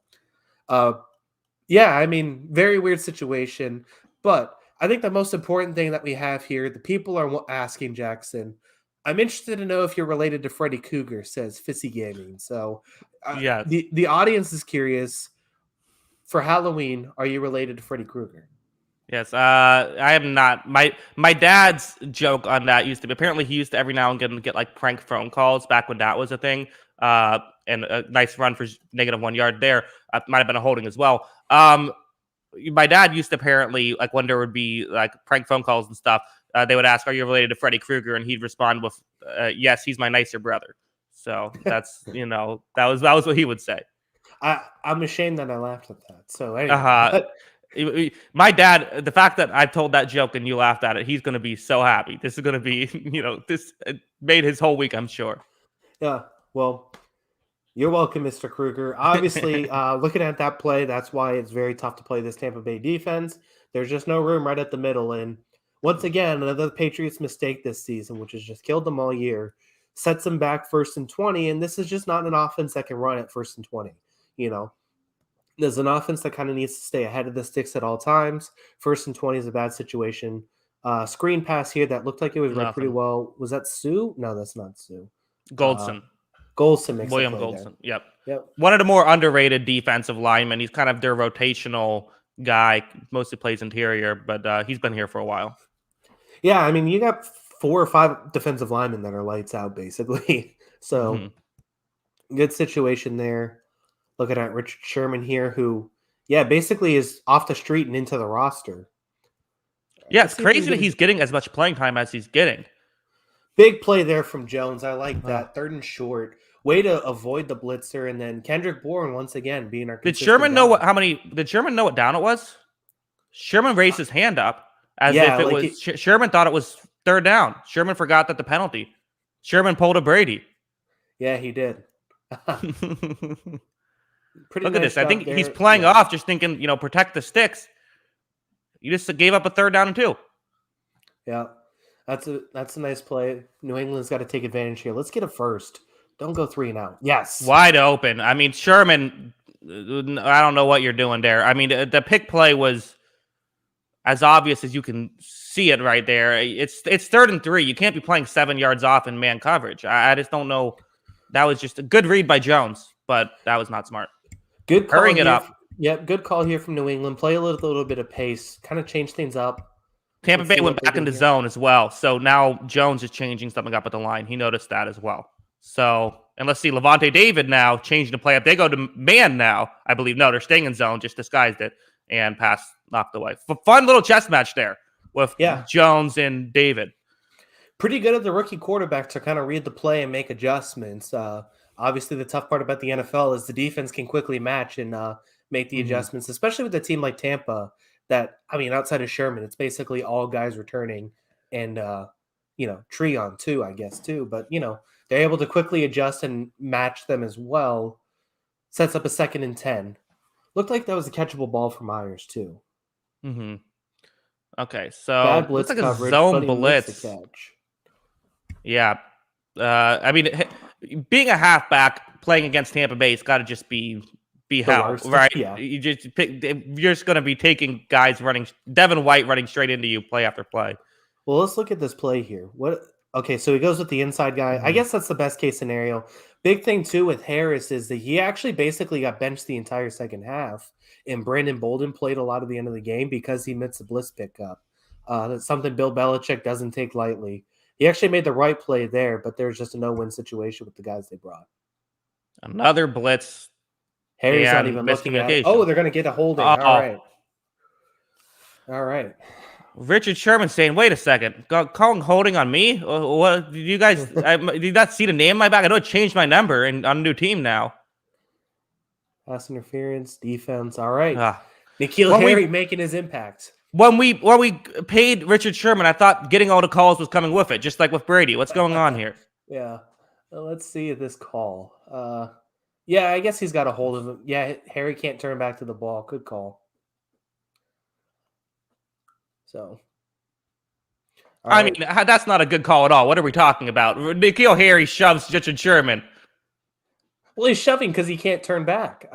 It was tough. It was a close call. I guess you could argue hand battling there.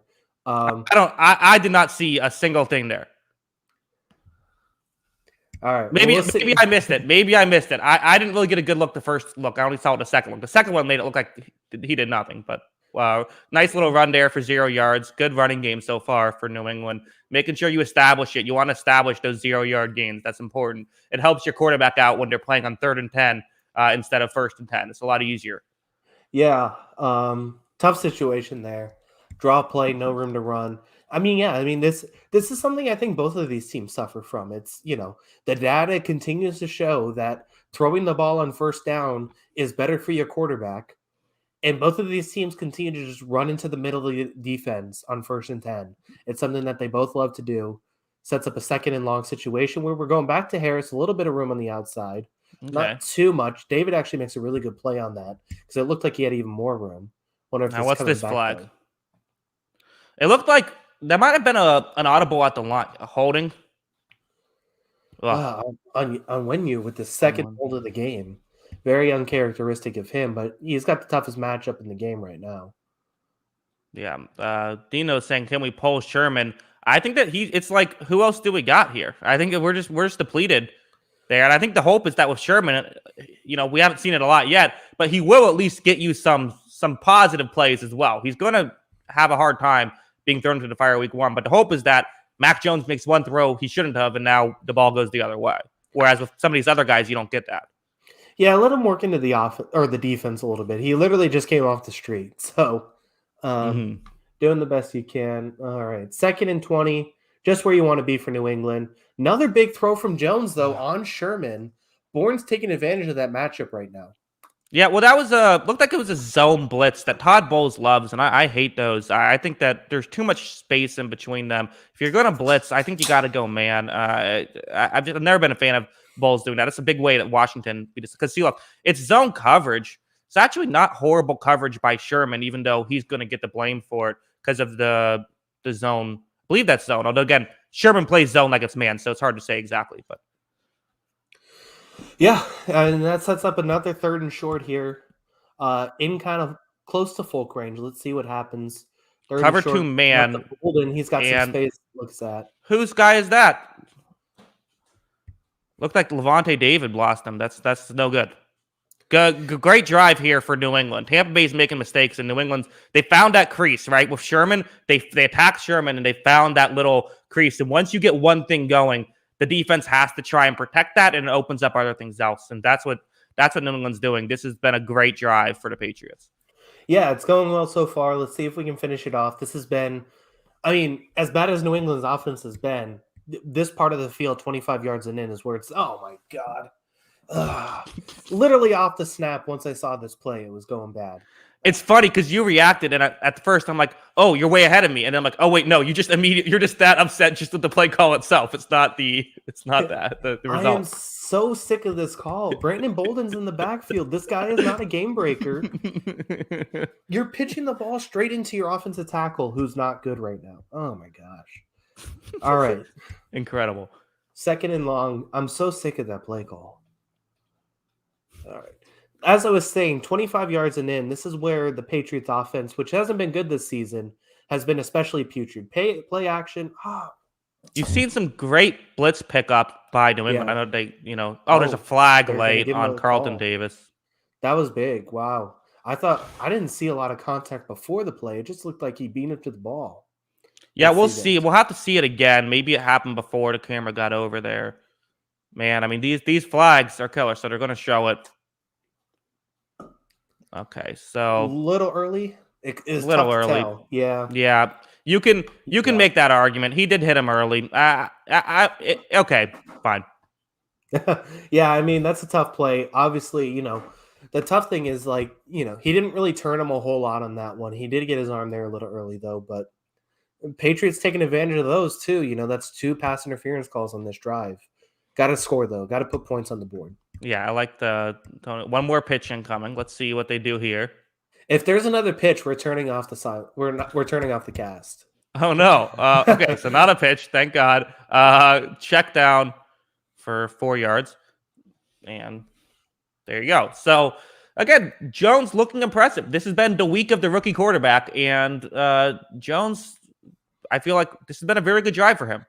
Yeah, and for the guy who's basically, I mean, by default almost been the most impressive rookie quarterback, I think he's doing the same thing that he's continued to do this season. Obviously, there's a couple mistakes made each of these weeks. Otherwise, they'd be 3-0.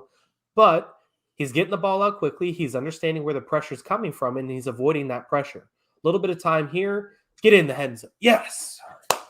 Hunter Henry, that's a big play. One of the things that we need to do with these tight ends is work them in the red zone. Henry's finally able to get some separation here down in the end zone and gets the score. Yeah, I mean, that's exactly what you want to do. I mean, you paid all these money to these tight ends. If your teams are playing man, use them. Yeah. Yeah, so obviously, let's see if we got the coverage look here. All right.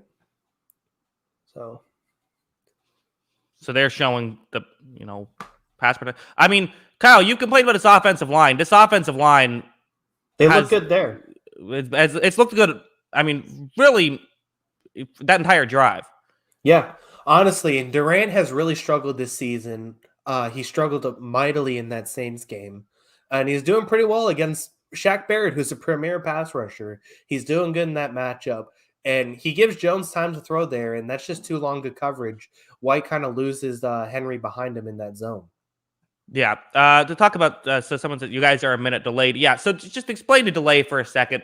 One is we're both watching YouTube TV. So, YouTube TV tends to be about 10 seconds behind the broadcast footage. And then I believe Kyle's like about 5 seconds behind that. So I had to pause mine so we could sync up. And then it's going to just take a second for a lot of it's on StreamYard and YouTube's end for you to see us. So that's part of why there's the extreme delay. It's as close as we can get it. we're doing the best we can. Obviously, we'd love the Manny cast budget to put this stuff together, but Hmm. doing the best we can with what we got. So if you want to pause it, I mean, obviously you could be ahead of us. That's fine. If you want to pause it and wait for us too, that's also that'd be awesome too. Whatever you want to do. Obviously, we're working the best we can. Obviously, you can listen to us on delay, of course. Yeah, exactly. So whatever works best for you, or maybe some people just come in during commercials. I don't know. Whatever it is, we hope you are enjoying it. So yeah, do you like how I just completely changed the subject right after the touchdown? I just went completely That elsewhere. was a professional segue. I'll give you that. Hmm. But we do have to talk about this. So let's see where you're at now. Obviously, Tampa Bay is a Super Bowl contender. There was a lot of storylines going into the game. That's obviously something that was very prevalent. Is that Tom Brady's return obviously created a lot of drama. That being said, as a Tampa fan, you had to look at this game and say, we just have a match. We have matchup advantages everywhere. We should win this game by 25 at least. So looking at this game, what do you want to see change for Tampa Bay so far? Well, I mean, the first thing is I want us to have our corners healthy again. I think that's as someone who talks so much about that stuff, I think that how games are won on the outside. Having a guy a literal replacement level corner with Richard Sherman. I mean, I know he's a legend and all that, but we literally just signed him off the street, which is the definition of replacement level kind of guy. That's an issue.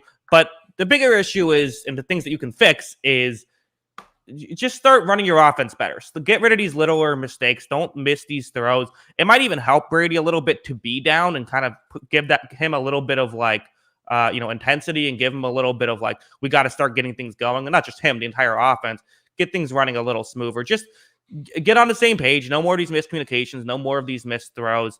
And I think they will. I think that there's still plenty of time left. I'm not concerned, although I'm definitely a little bit frustrated. I wanted this to be better than it is now. Yeah, obviously being down 7-3 is not something you anticipated. Having 3 points through. Kickoff just happened. Yep. Just to let Looks like people it's know going where to out of sync. play. Mm-hmm. Yeah. So obviously, 3 points through 22 minutes of this game is not something you expected. So we'll see what happens here on drive number. Is it 4 now? Drive number 4. So got to put together a I few think so. plays here. Yeah. Because Got they to didn't score in finish the drives. first one. Really, that's the big thing. Because you had 2 trips to the red zone. Now you're 0 for 2 with 3 points. So. Yeah, I mean it's totally fair. I mean, you look at the yards per play. Tampa Bay's at 6.2, New England 4.6. So you're playing better. Just you got to make it show up on the scoreboard. New England back in that man coverage look, and they're just going to run the ball to Ronald Jones. Getting 6 yards there. Hey, twice as good as a typical run. Yeah, no kidding. So, that's the one part where you're running first down, and you're a little bit ahead of the sticks. This is a pretty good setup here, 2nd and 4. Do they go play action here now with the short yard to go? Interesting. Yeah, you could. Yeah, I like that. Got to see what the coverage is and everything like that. But instead, we're looking at Al and Chris. Al and Chris, yeah. All right, looks like New England's going to keep both safeties deep. Oh, well, there you go. Well, now you just got the first down, so there you go. Yeah. Unless it was a false start, which I don't believe it was, but they're talking. Yeah, it didn't. It looked like it was. I think that was Godshot who jumped. Let's see. Still talking. Yeah, still talking. There's 7 minutes and 50 seconds on the clock currently. 7-3 New England leads. And I'm not sure what false start. Yeah, false start. What happens here? Smug Kyle's going to be unbearable if Sherman can't figure it out. Agreed. I totally. OJ Howard. OJ Howard, man, I was so happy when we drafted him. Yeah, I mean that's a really tough situation. He's someone who looked like just this sure thing kind of tight end. Mm-hmm. Athleticism and all of that hasn't quite put it all together. They don't even show us the false start. Yeah, that's weird. The game is rigged. All right, so now Patriots can play kind of deep coverage here. You get the quick there you go, around, no shed at 3rd and short. But Patriots are kind of bailing out for a deep ball. You take that. Get the stop on 3rd down. Yeah, it's not a horrible strategy, right? Just try to stop in one play. Hope that they get another miscommunication or something. Yeah, I mean, with the way Tampa's offense has performed, you think maybe you can win a couple third and short battles. Um, so we got the third and short here, 3rd and 1. 7:17 on the clock for you, trying to sync up 3rd down and 1. What do you do here, Kyle? I think they're going to just run it up the gut. I think so too. It doesn't look like Gotcha's even on the field, so maybe you take advantage. Oh, Get do to that the little, edge, though. your favorite play works better for Tampa Bay. Get the first down there with Fournette. That's good. Yeah, that was a good play. For me. Yeah, I mean, you take it. You get the first down there. Well, looks like Judon kind of gets caught. He just got beat up off the line of scrimmage. Good block there from Godwin to hit him on the edge. So that's a pretty good play there. That's what you need from your wide receiver, especially. I don't think he has a catch in this game, too. Pretty good play there. I don't believe he even has a target so far. All right, one-on-one on the outside with Evans and J.C. Jackson. This might be a time to take a shot. They do run play action. Judon blows it up. Sacked. What happened there? He's been really good this season. Judon, I felt like, he was one of those guys that it's like, I felt like Baltimore fans were just like, oh, we didn't really need him. He's kind of overrated.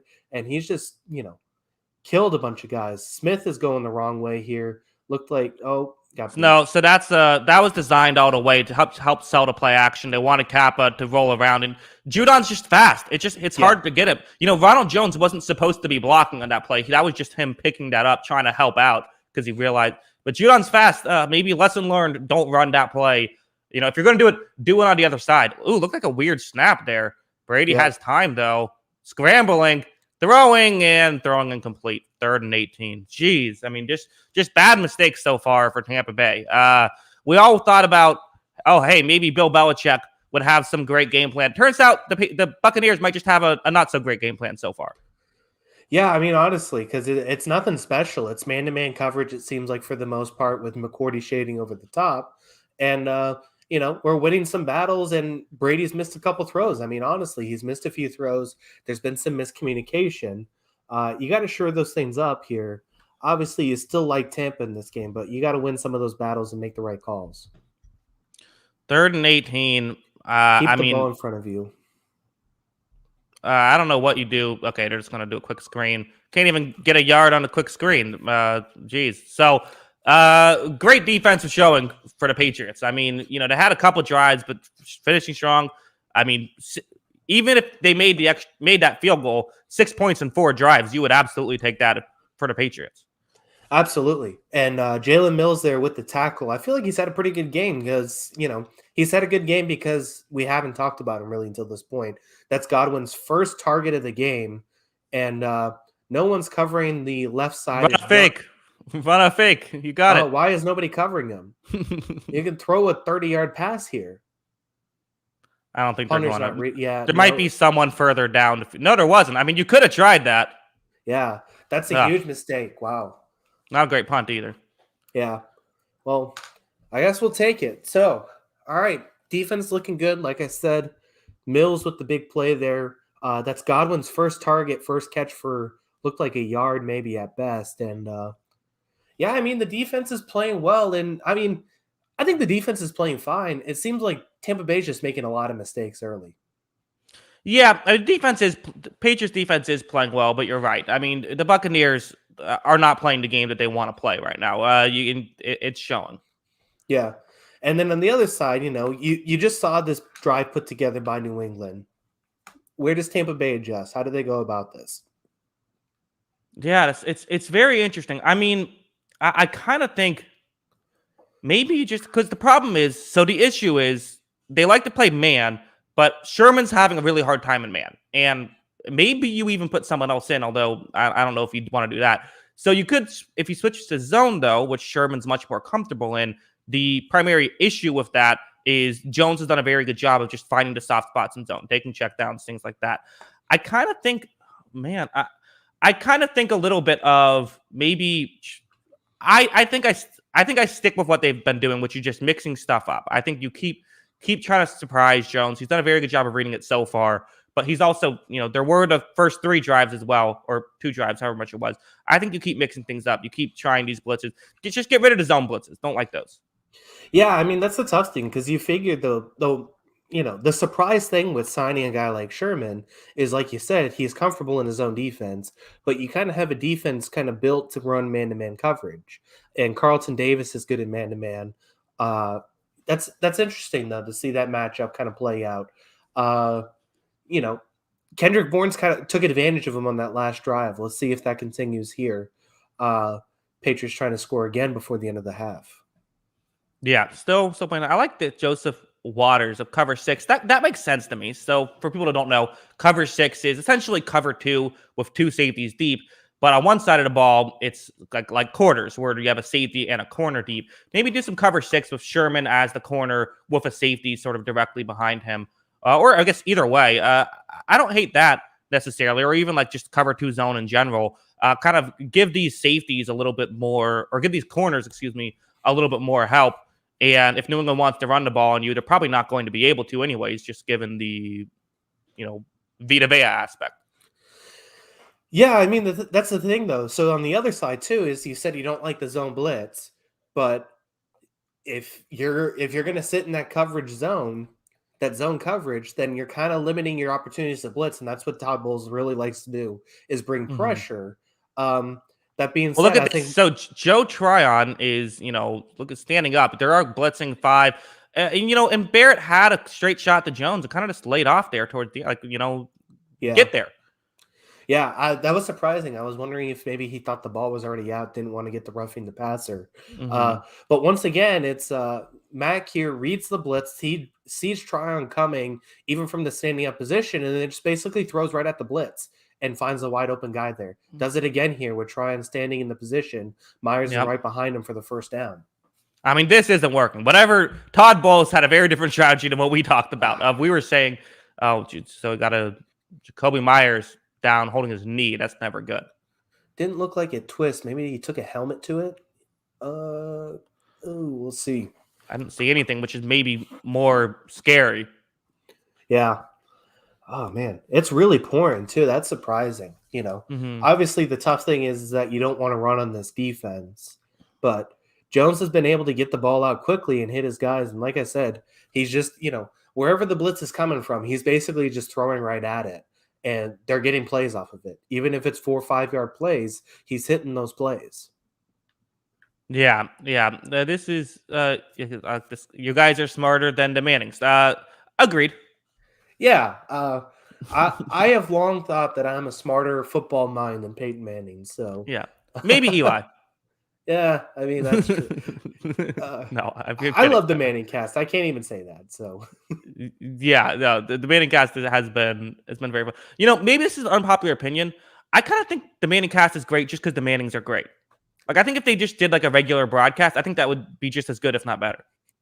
you mean a broadcast where they understand how to go to commercial break and such? Yeah. I mean, But I just mean, like, I don't know if we need all this stuff, like the guests and stuff. Like, I think just do the Manning cast, just call it a game. Like, just have. Here's what I want. Here's my big brain idea: have the Mannings, have them in the broadcast booth, and have them just talk about the game while it's happening. yeah, bold take there. Hmm. So that was the other one I was surprised about. Breed's not doing broadcasts. He's going to the studio job right away. That seemed a Hmm. little weird, right? Yeah, I don't know. Maybe I mean I kind of feel like that's probably the better job, though, right? Like everyone always tries to get the broad. I think broadcasting is sort of the more prestigious job. Like if you get a call like a big game, how cool is that? But I also feel like if you just got to go to the do the 20-minute segments like before and after the games. That's kind of maybe a bit more of a cushy job. Yeah, I mean honestly. So it is interesting. I don't know. I don't know how a lot of this stuff works. I thought Philip Rivers was going to get broadcasting job. Who knows how it works? But I from think he basic, was, and then like he wanted to, it was interfering with like his high school coaching schedule, so he didn't do it. all right. Well, that's interesting. I think that's the thing with Rivers is he was like, always been a lifelong dream to coach high school football, and I believe that with him. I believe that's what he always wanted. Yeah, I mean that's definitely true. Especially sooner or later his high school is gonna be his entire kids running the football team. They're going to play both ways, and he's going to have all. It's just basically Rivers throws to Rivers for the Rivers touchdown. The Fighting Rivers win this game. Oh my god, the names on the back of the jerseys would drive you crazy. A Rivers, B Rivers. How would you call that game? You'd have to just use first names, I guess. Yeah, but what if they all have? Yeah, that's impossible. All right, so here we go. Bunch running up the middle. Delayed run. That was again. Stop running the ball. Just stop running it. It's not doing anything. Like what good is that? Is slow to get up. Huh. Yeah, I mean, it's not working right now. We're working really well when we spread the ball out and get the ball downfield that way. The running game is not working. He's kind of upended here. That's just what we need is another running back hurt too. So. I mean, in fairness, yeah, geez, and he really, yeah, this is tough. All right. Well, now we're down James White. We're down Damian Harris. Ramondre Stevenson scratch. So it's basically going to be J.J. Taylor and Brandon Bolden for the night. That's not what you want. That's not great, Bob. The flip side is that might finally convince them to stop running the ball. It might, but we'll probably see another 3 or 4 weak side tosses here. Oh, that looks like got away with it. Yeah, it looks like it could have been a tripping call. But... Yeah. On Winfield. Yeah, that probably should have been a tripping call. I think they definitely got away with one there. And those are dangerous. You see those in hockey sometimes, right? That knee-on-knee collision. That can be dangerous. Yeah, and those knee pads aren't meant to take that kind of contact either. Football knee pads. So tough break there. 2nd and 11. Jones fell off the line. Yeah, held on to the ball too. I mean, that's what I talk about when I say receivers can cause sacks. No one gets open immediately, causes Jones to hold on to the ball for too long, allows time for Shaq Barrett to get there. It all blends together. Mm-hmm. Yeah, it didn't look like bad initial blocking. It just kind of seemed like Barrett just muscled his way to the quarterback. Yeah, I mean, he has him there. It just, he just kept going. Right. And then Durant's on his back foot. He can't really drive or do anything. I don't know what technique you call that. Yeah, I don't know. That's difficult. So 3rd and 17. 3rd and 17. Sherman, you behave yourself. Are we doing the double pass? Yes, we are. We're doing the double pass. And big screen. Come on, Brandon. There you go. Winfield. Dude, that got me nervous. What do you do now? You can go for it. Yeah, I mean, you could. 2:23. You have time to think about it. Let this go to the 2-minute warning. Reevaluate from there. How about that? You think what? I'm sure Belichick, it's just another game. He doesn't call that against the Giants. Or probably Giants too, but he doesn't call that against, against Jacksonville. Well, we had that against we did it last week actually. Oh, okay. Yeah. Maybe not. Well, it was the double pass back to Jones that he threw for like a 12-yard pass. So we're going to go to the 2-minute warning. So here's what's interesting, Kyle. There was about 20 seconds left on the, it was about 2:20. You could have hurried up to the line, just tried to jaw him off sides a little bit. You have that basically free timeout. I felt, kind of maybe a bit of a missed opportunity. Yeah, and that's probably where something like, that's one of those plays where it's like if you have a Brady or Rodgers, they kind of understand the situation and they're getting to their team to the line of scrimmage. Where you don't have one of those guys, you're going to the 2-minute warning and reevaluating here. Yeah, I'm going to go to the bathroom. You want to field some questions for a minute? Yeah, I'll take a couple questions. If everyone has questions, I guess we'll go start here with Kishimita TV. Has Brady made any mistakes? Nothing glaring mistake-wise, but a lot of it has been kind of, miscommunications on routes with his wide receivers that have led to incomplete passes. He had a couple throws that looked a little short. But yeah, I mean, the big thing has just been miscommunication. It seems like he had a throw up to Evans right off the bat that looked like the wrong route. He had a throw to the end zone that it looked like Cameron Great was running the wrong route. And a big play to Tyler Johnson, too, that it looked like Johnson, he was very upset at the end of the play. So pretty interesting stuff there. Kyle Moore, shout out to Kyle. Did y'all like Lance today? I thought he didn't look great, had some late throws.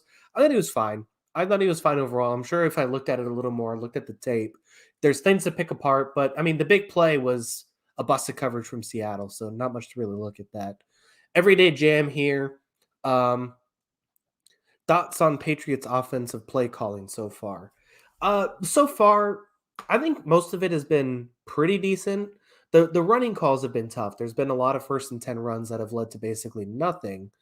Um, yeah, I mean, I think this team has looked pretty good this game and so far this season when they spread the ball, when they spread out their receivers and throw the ball a little bit and get Jones some time and, play with a little bit of pace. And when they've done that in this game, I thought it's been pretty good. We'll see what happens going forward if they do that a little more. Um, let's see. Who do you think will win? I predicted before the game Patriots 86, Buccaneers 3 based on my Madden play because I had the Patriots winning 86-3 on Madden. So far that's still in line because it's 7-3. So the Patriots just need 79 more points and then we got it. All right, Yes, Jackson's back here. So given the way the game's gone, I figured time to break out the oversized beer mug for what is going on here? Swinging gate play. And it looks like they're going to bring out the pump formation by surprise. All right. This isn't a bad play call. You can pin Tampa. I mean, you want to go for it, and I think the numbers Boo, go for it. But listen, they don't have their punt returner back here. This should be a free play to get the ball down to the 2-yard line and make them go 98 yards in 2 minutes. But it's like, of course, what the hell happened there? Of course they have. I mean, what's going on here? I don't understand. Why would you do that? Yeah, Belichick's not happy. Luke says, if this game ends in a tie, I'll give you more. All right, rooting for a tie. Got to get those Luke Brown bucks. All right, perfect. All right, so that's frustrating because you try and catch him by the surprise and punt the ball without a punt returner back there, and then you can't get the punt off before the delay of game. That's frustrating. All right, so 4th and 7 though, you're gonna punt and still try and pin them back. That works out. Yeah, well, I believe but I mean, if you have was their punt unit on? What happened there? They surprised. Oh, all right. Pin them inside the 5. That's good. Basically, what they did is they ran out their offense and then immediately ran their offense off the field and ran their punt coverage on the field. The defense for Tampa Bay didn't sub their punt return unit on. They weren't ready to sub their. Yeah, gotcha. So they basically had nobody back there to return the punt, and I thought they were basically just trying to catch him by surprise and get him upfield. Oh my God, Carlton Davis now. Our one remaining corner, and he's in pain. You can tell. Jeez. Ooh, that's rough. Yeah. That's what, 3 defensive backs for you now? Basically gone? Yep. Cornerback 1, Richard Sherman coming in. All right. Basically. I mean, yeah. Well, first off, I hope he's okay. I hope everything's all right. Good thing I prepared I'm definitely going to need the oversized beer mug now, Kyle. Yeah. That's rough. I mean, especially with the way Sherman has played this game. That's not really the guy you want as your number 1 cornerback option. Yeah, I mean, and still down. I mean, this is a rough situation, Kyle. Let's see what happened. Did their legs just get tangled up and he got hurt off of it? Oh no, non-contact. No, just yeah. I mean, is that a groin? And the ball, unfortunately, looked like it hit him, or maybe then I don't know, but it was close to hitting him actually. Yeah, the ball hit him. Yeah. Oh no, I see the angle, but it hit the ground right away from him. Yeah. Well, I mean, not using a cart, I guess that's somewhat good, but looks. I mean, listen, we're not doctors. It looks sort of like maybe a hamstring. I mean, these things can be season ending. So hopefully he's. Or a lot of people are saying. Torn hip flexor, but I don't know if that's true or that's just speculation. But tough look. Yeah. Tough break. Quickly to answer Fissy Gaming here. No, I don't have a YouTube channel because I'm lazy. Sorry for that. But I bring you excellent coverage here each Wednesday and Sunday on the Sideline podcast. So make sure to check that out every Wednesday and Sunday. All right, 2-minute drill. Tom Brady has been elite at this for his entire time in New England. See what they can do here. Quick pass to Brown. Way to keep him in bounds, so you got to hurry up. And New England's basically, what were you going to say? You have time. You just got to, and I wonder if there's going to be an element of don't be afraid to kill some clock for Tampa Bay. Again, you have one-on-one on the outside with Mike Evans and J.C. Jackson. That might be a time. Now might be a time to look there. Ooh. Brady not looking there at all. Going downfield, and he has Godwin wide open. It stays in bounds, but you could call a timeout here if you want, but they're going to hold it. Looks like that was Mills' first mistake. It looked like he lost him on the coverage. A little bit too much time to throw. Brady gets away from the pressure a little bit, makes that play. Yeah, there might have been a hold on Uche here. He can't get away from the offensive lineman, but it's not called. That's a tough call to make anyways. Godwin makes the big play. Yeah, I missed that. But, Carlton Davis is, currently on the cart getting card. Oh, they did call a timeout. Okay. Yeah. So, from the football perspective, for Tampa Bay, you got to go to cover 2 zone now, right? I think that's just, you have to do that. And you have to play a boring game. I know you want to blitz. You don't have the coverage guys to do that. You have to play boring, keep things in front of you. And you also got to score more than 3 points. Yeah, and the thing is that with these cornerbacks, if you're keeping your safeties deep, the Patriots aren't going to challenge those safeties, They're going to go at those cornerbacks either way. So you might as well just try and keep it as base as possible. There you go, Godwin. See, that's what they need to do more of, right? We talked about this earlier. Why weren't they throwing it to Chris Godwin? Couple of shots here for Tampa Bay. Yeah. It looked like decent coverage from Mills still. He just, Godwin is Chris Godwin. So right. That's a tough play to make either way. Brady's sticking with this man. Here. Defensive line looks gassed too. Oh. Jonathan Davis goes for the ferocious punch out. I think I'm a believer in if you go for a punch out and miss, it should be a flag. Yeah, honestly, and just punch the guy in the arm. Yeah. I remember this one play. Okay, here we go. We'll talk about this after. Brady downfield to Godwin again, but nothing there that time. Yeah, that's good coverage from Mills again, but ball looked like it was going out basically. Yeah. 25 seconds left. 32 seconds on the play clock. Bill Belichick 2-4. I don't know what he was shouting there. Was he asking for a coverage change? I don't know. Yeah, I'm not sure exactly. Couldn't really. He said 2-4, but I don't know what that would mean. So, shouting something. Maybe he's trying to get the coverage change because clearly with these hurry ups, you don't have time always to shift it. And Brady loves that stuff. So, man again though. So they only do man. Oh, just sails him. Yeah. Also wonder if that was maybe a communication thing a little bit as well. I don't know. But again, 3rd down and 10. Another prime opportunity for New England here. This channel is great. Thanks for the Bears/field analysis in particular. Well, I'm glad you like it. So looks like Brady just sails this ball, honestly. Yeah, I wonder if it's the conditions, but it's weird because it's not like Brady's known for being bad under the weather. Yeah. I don't think a lot of his throws have been bad up until this point. Obviously the miscommunication stuff, that one just looked like it was a bad throw. 3rd and 10 here. Another one though. That one looked like a drop. Not sure it would have mattered either anyways, but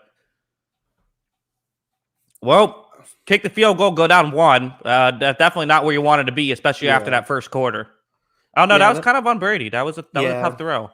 Yeah. I mean, Brown got his fingertips on it. Look at that. Rain. All right.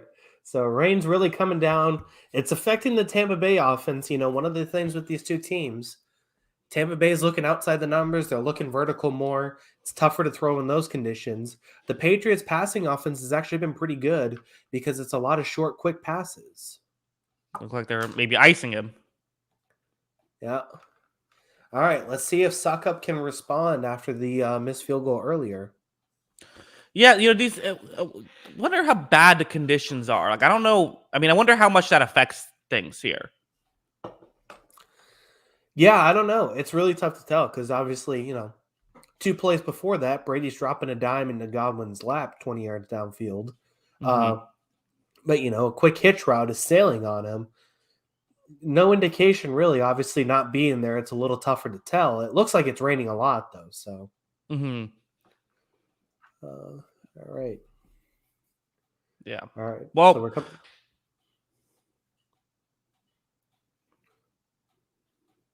coming back here. All right. Suckup's lining up 44 yards, 18 seconds left. See if we can get All right. All right, so here we are. 12 seconds on the play clock. Suck up, lighting up for the kick. Kick is up, and it looks to be good. If it has the leg, it is good. It is good. So, a barn burner, 7-6 here. And Kyle, competitive game so far. I was a little worried that we get on here, and then especially at that first quarter, it would just be like 40-0 Tampa Bay or something. And obviously, I wouldn't have minded that too much, but we got a good game here. Yeah, it definitely gives us something to talk about here. Perfect kick from suck up. That's veteran to come back after the miss. Basically, put that right down the middle. And Mm-hmm. yeah, I mean, this has been a good half. I think both of these teams. I think if you're Tampa, you got to look at this and say, hey, let's tweak a little bit. But on a per play basis, we're the better team right now. We've been moving the ball okay. We just got to finish some drives. Whereas New England, you got to feel really good about, hey, the coverage is mostly held up in this game. Mac Jones has done a really good job, and they're making some plays here and have a chance. Yeah, well, I mean, here's the thing you talk about if you're Tampa Bay is 227 yards to 130 yards. I mean, again, we talk about the per play thing, and that's not how football works. The goal of the game isn't to get the most yards. The goal is to win the game, but score the most points. But that still gives you a lot of promise. It makes you say, okay, we start playing our game well, we're going to win. We're going to do this. But that's something that's given Tampa Bay trouble a lot last year. Oh, look at this. Oh, for a second, the kickoff almost didn't quite make it to the Yeah. end zone. That would have been fun. Yeah, and yeah, I mean, so really interesting wrinkle that I've seen here. I've seen a lot more gloves off here from the receivers. JJ Taylor didn't have his gloves on that kick return, leading me to believe that the Interesting. conditions are pretty bad here. Um, because it's tough to Although, catch the ball in those gloves in the rain like that. yeah, although one thing that people say as well is sort of with the, I mean, it's more for snow, but like it can get more difficult to keep your footing, which can help a receiver because you know where you're going. So that's kind of the way it can flip, and they're just going to knee it out. Probably a smart move. I always feel like though, why not just take a Hail Mary? Like just try to get in field goal range, right? 13 seconds. If you're at the 50, you take a Hail Mary. You have a timeout. Throw the ball 50 yards down the field.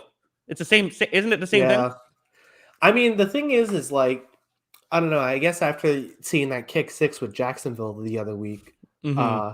you don't want to take too many chances, but at the same time, like the data that probably shows that an interception return for a touchdown is very unlikely. You might as well start throwing the ball downfield and see what you can do. Obviously, they don't. And yeah, so Tampa Bay will get the ball first, start the second half. 7-6. New England is winning. Uh, didn't think I'd say that, but feel pretty good about it right now. Yeah. So what do you want to do? Do you want to stay live here until halftime's over, or do you want to take like a 10-minute break and then come back? Why don't we take 10 and then we right before the end of the half we can come back talk about some of the halftime stuff and then I can go to the bathroom, grab my next White Claw. We'll be ready Right. to go. Okay. So let's say at what does do 10:05? We'll be back. 10:05 my time. Yeah, that sounds good. So we'll take a quick 10-minute break. Please come back. We've been enjoying this. Keep bringing your questions. Keep bringing your comments. We'll see you Yeah. guys in a few minutes. Yeah. All right. I'll let you go. I'm gonna write a banner just so if people come in, they know, and then we'll be back. See you in 9 minutes. All right. Be All right. Bye. perfect. Okay. Now that Kyle's gone, we can tell him what we really no. All right. Just writing the banner here. So what do I need to write? We'll be back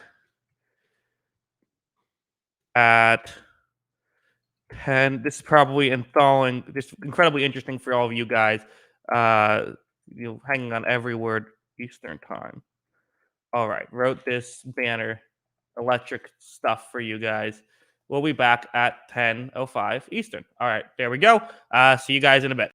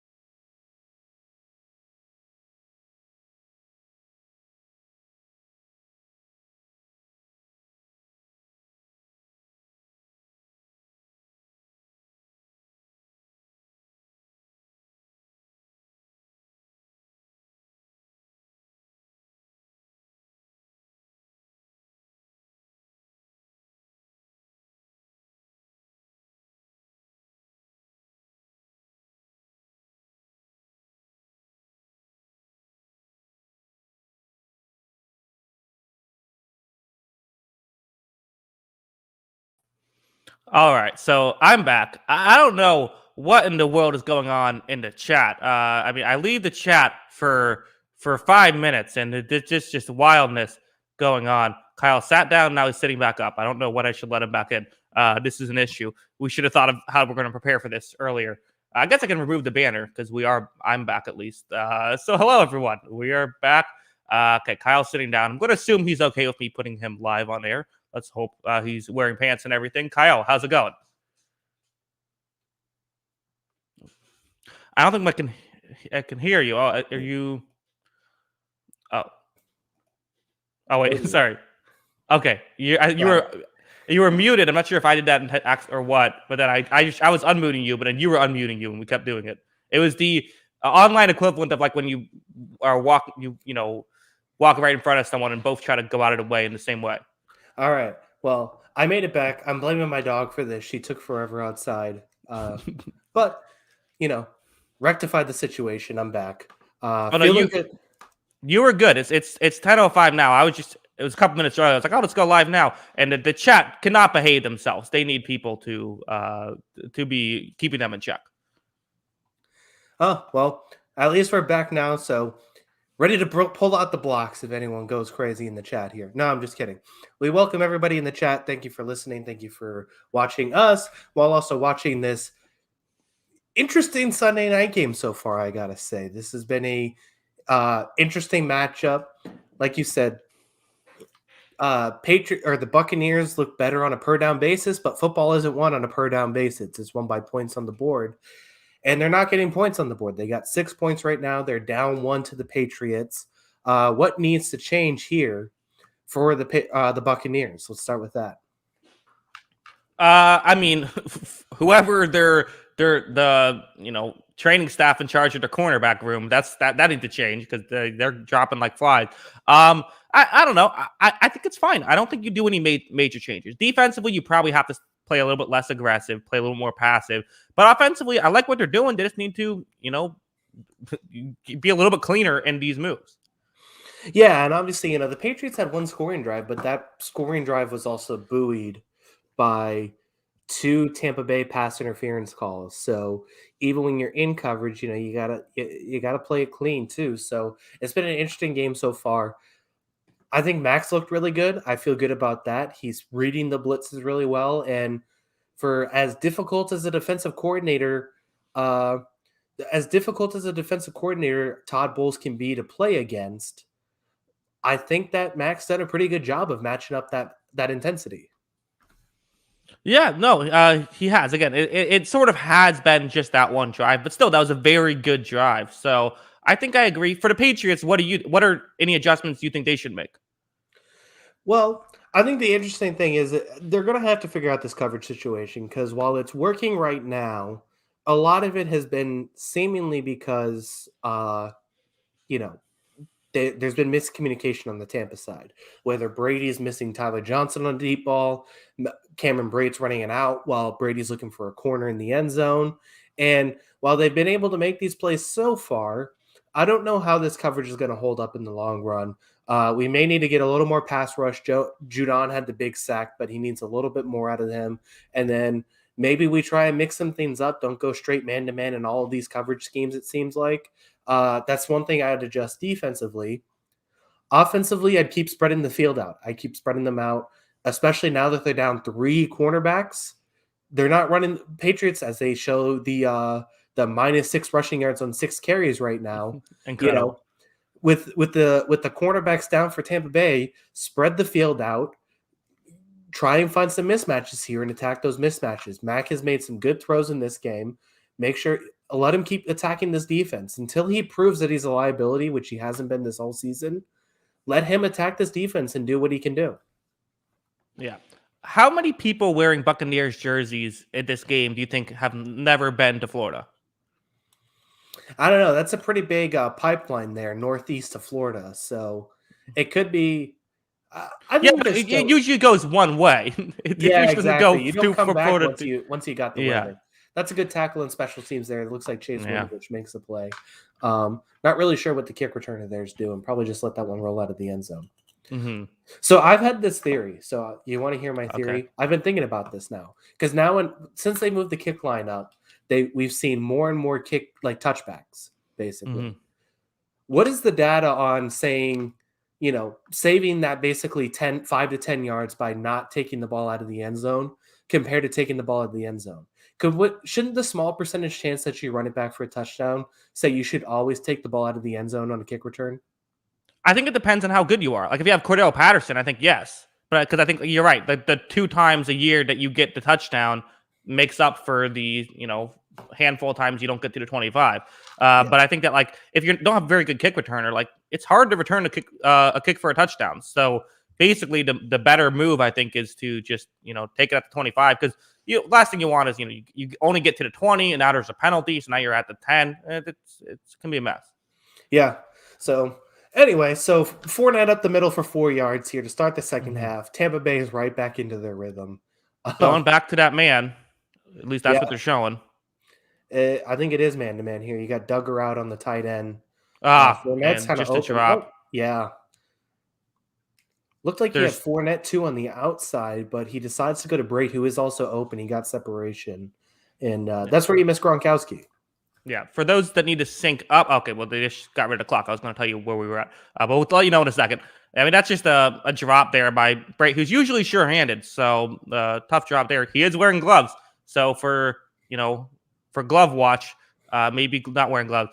So there's 4:13 left in the third quarter. Right now, 10 seconds left on the play clock for those of you trying to sync up. Let's see what they do. 3rd down and 6. They've been looking at Evans in these spots a lot. See where Brady goes here. Takes the snap. Playing zone. Brady's going to take a shot deep. Antonio Brown wide open. Makes the catch inside Yeah, the 40-yard line, but there is a flag down. What is the flag? yeah. I want to see what happens here because it looks like Jones looks pretty beaten this play. So, looks like someone's saying 76. Hands to the face. Yeah. Offense. Man, penalties. That's been a huge thing. Donovan Smith. Hands to the face here to Let's look at Judon. this one. Yeah. Judon only has the 1 sack, but he's definitely caused. Ooh, I guess it is a little high. Okay, there he gets Yeah, another. that's Okay. that's fair. I was looking at the initial block. I was like, oh, that didn't look that bad. He just looks like he blocked high, but yeah. Right. It just kind of slid up, and I think keeping it there was the real issue. If he just gets it off, it's probably fine, but keeping it there probably got it. Yeah. And yeah, I mean, that's a really good route by Brown, too. Big play there for the Bucs is called back. Although, what did he do? What move did Judon do? I don't know what the move was. If it was a rip move, I missed the beginning part, then that wouldn't be a penalty. So maybe go back and check that. But I don't remember what that was. Yeah, I didn't see it either. Draw play up the middle. Yeah, nothing there. So Buccaneers just content with a punt in Evans that is situation. upset. Wow. Evans really getting into it with the ref. Got to be a little careful there, getting that close. So maybe they didn't I don't know. Yeah, why run the football there? Yeah, I mean at that point it's only 3rd and 15. It's not like it's 3rd and 23. Mm-hmm. Where's Evans here? What is he upset? Oh, I don't know. That's interesting. I wonder if he was upset about the call before. I wonder if he was. I don't know. Or something before. Oh, all-out block. Gunnar Olszewski isn't even on the field, it seems like. Oh, no, he's back there there. he goes. Okay. It didn't see it. They showed him not back there. Now he's back. Okay. The Patriots punt return coverage has been weird. Yeah, they've been very exotic punt return coverage. Yeah. A horrible punt, and Patriots going to get the ball. This is the Bill Belichick special, right? Not making mistakes and other team getting in their own way. Yeah. My favorite thing is whenever there's a play on one sideline, everybody on the sideline calls for a flag. I don't think they know half the. This is something like when I played high school, because I never actually got in the game. I used to do, I would just always scream for a face mask or a horse collar tackle. And it actually worked one time that I got a face mask call because he grabbed him by the high shoulder pads. But nice. Yeah. Reliving your high school glory days. Yeah, when I never actually played, this is just what I did is I just yelled face mask. And, one time it worked out of the billion. Yeah, David K. Tampa Bay -6 net yards rushing. I think you didn't read that one quite right. Either way, they should abandon it. I think both teams should maybe. Yeah. So Am I crazy? I'm not. I still feel okay. I feel all right. I know this game hasn't been what I hoped, but I'm not willing to panic yet. So the thing is that you finally had some sync up with your wide receivers and quarterback there. Joe or Brady hits the big play there. Brown gets the big chunk play. Something you were missing in the first half. Obviously, what you don't want is Donovan Smith to put his hands to the face and negate that play. But you finally get that play. Hopefully, you take that moment, or hopefully for you, not for me, you take that momentum into your next drive and string some plays together. Yeah, I mean, I just think you need to be more aggressive in this game, right? You need to be more challenging the secondary more, especially with Gilmore not out there. I feel like that's just something you should go at. I think they're fine. Just don't commit the penalties. I think that what they're doing on offense, it's the stuff has been working. It's been the execution that's been the issue. I think what they're doing is fine. I say keep doing it. Yeah, I mean that's fair too. So I mean, it like I said, per play basis, Tampa Bay is a better team in this game. They just need to keep going and they need to finish some drives here. So big chance though for New England here though. Go up 14-6. You kind of want to stay ahead of this team because, I mean, you got to think at some point Tampa Bay is just going to figure this stuff out and get some points. So I just you got to string together a few plays here, get some points on the board here because you gotta build yourself a little cushion with Tampa. That they are going to get things to go in here in the second half. So keep it going. Yeah, I think this is the big drive for New England. I think if they can get a touchdown here, I think it's important to get a touchdown here. Actually, I think kicking a field goal here, Tampa Bay is going to get something. Again, look showing the rain. It looks like there's a faucet on. I don't know if it's. I think New England, when you see the stadium, it just makes it look like it's raining harder. But it looks like it's torrential downpour. It looks like it's a Category 5 hurricane. The way that they're making it look on the screen. And it's cold rain too. I was up there, I think 2 years ago in a rainy game against the Browns, a Freddie Kitchen special game. That rain is not fun in Foxborough when it's coming down. Play It's action cold, blitz, it's no windy. pressure, gets the check down and nearly breaks a tackle. So again, a good little. If you're gonna blitz, you got to get it pressure at least, right? And I know the play action kind of mix things up, but again, these blitzes are not working for Tampa Bay. Yeah. Yeah, they're not working. Mac's been good against the blitz. He gets blitzed a lot, and he's been able to read it all these 3.5 games so far. Good news for the Patriots. Jacoby Myers and Damian Harris are both on the field in this play. Both guys who went down with the injury late in the first half too. Something you like to see. Yeah, that's very good. Okay, running play up the middle. Ooh, good run for them. I think they gained a yard. Kyle. We're back. We're back. Next, we're going to see a weak side toss here on 3rd and short, and it's going to go for -4 yards. So, yeah, this is. I mean, hey, if you need to get a yard, getting that on first and 1, that's the way to do it. So, all right, here we go. I don't know what I'm saying. I'm just making noises. I said like 17 different things there. Not one meant anything. Okay, man coverage.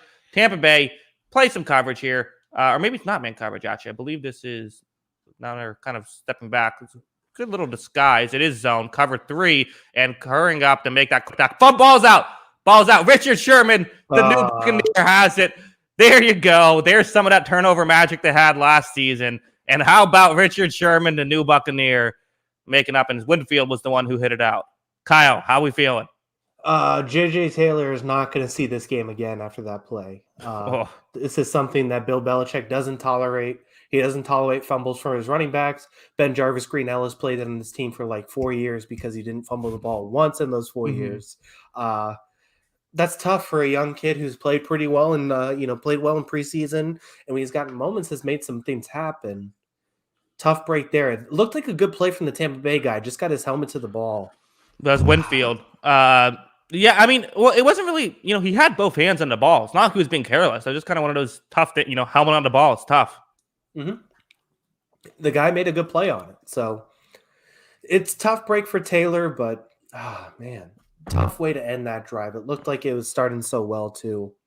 It's funny with Devin White and Richard Sherman. Those are two guys that always seem to pick up like those fumbles and stuff. They're both right there, racing to get that. Got to just almost like I don't know, when you have two good rebounders on the same team and they're both right at the ball, Yeah, or pretty one much. good rebounder and Russell Wilson, or not Russell Wilson, Russell Westbrook. Yeah, I mean, honestly, pretty good stuff there from them. Tampa takes advantage. It's man, yeah, and that's one of the things that's going to hurt. If you want to try and pull an upset off like this against a better team, you can't be this bad in the turnover battle, and that's something so uncharacteristic of New England right now. 2 turnovers to none. So, yeah, it's fun. Yeah. For you, I guess. No. I mean, that's brutal. That's a bad fumble. I mean, that's a backbreaking fumble. It reminds you of Winfield's fumble a little bit in the Saints game, right? Where the Saints were leading and they were driving. The fumble kind of changed the course of the game. Here you go. Tampa Bay has kind of had these breaks go against them. Now they're getting one go for them, and the luck's kind of, not luck, but the flukiness kind of reverting back to normal, which is what Tampa Bay wants. Yeah. No, exactly. So this could change kind of everything, because now Tampa has a chance to go back up in the points. And this is the Patriots team that's not really built to play from behind too. So tough situation there. Wait, I have to cut you off. On the broadcast, I believe they're just quoting just Patriots fans. I think so. Random Patriots fans. What is this? What are we doing here? Is the guy in a goat costume here? This is wild. Again, like I said at the beginning of this stream, if you missed it, it's going to be an experience. Sports are inherently insane. I think lean into it. Fournette, nice little run there for 8 yards. I'm gonna buy that costume, the goat costume. You know what? The Buccaneers win another Super Bowl. I will wear the goat costume on a podcast. You can put it in here first. All right. Well, we're looking forward to that, obviously. Re-showing the fumble here. There's 10:48 left in the game clock right here. You might be a little bit ahead of me. Oh, hang on. I'll pause it after this play. I'm at 1:38. I'm at 10:29 now after the play. Okay. So run for no gain. I'm at 10:29 now. All right. So we're back to even. All right. So good stop there on second and short. Surprised they didn't try and take a shot there again. Another, obviously you can't be too mad about it, but you had the opportunity. You have Tom Brady and all these weapons. A comment, super chat. You said it. Bucks win another Super Bowl. You're willing to go. Hey, I hope it happens. Let's make it happen. Yeah, there are definitely worse things to happen out there. Yeah, exactly. All right. I guess we'll not spend over $100 on a goat costume. I'll say that. Deflection pass incomplete here on 3rd and 1. All right. Kyle Van Noy gets the stop. Interesting. They had Evans and Godwin bunched to the right, and he goes left, and it looks like it was maybe Brown on a quick slant, and it just was it Wise on the line of scrimmage making the play? All right.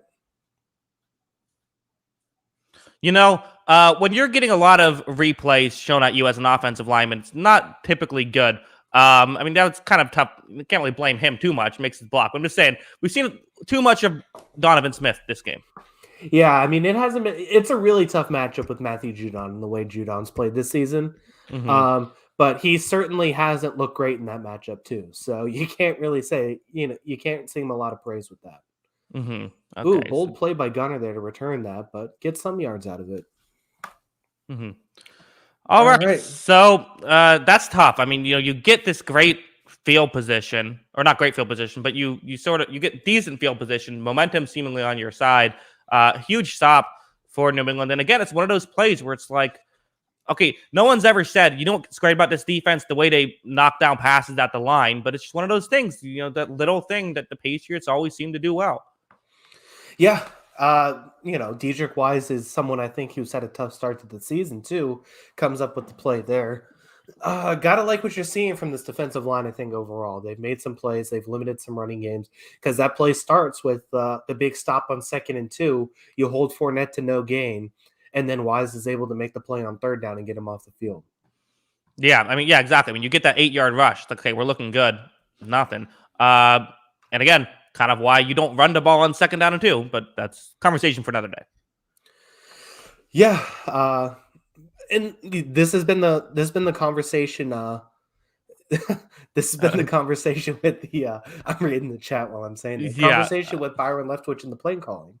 Yes, that's super chat. Just found a goat costume. I am in luck. 64.99. I like the I am in luck part of that, as if it's, Everyone else is lucky that you get. You have to do it for like 10 straight videos or something. I Just every film well, review, you're in the goat costume. I have not. I've said a podcast. Yeah, that's fine. We'll make it work.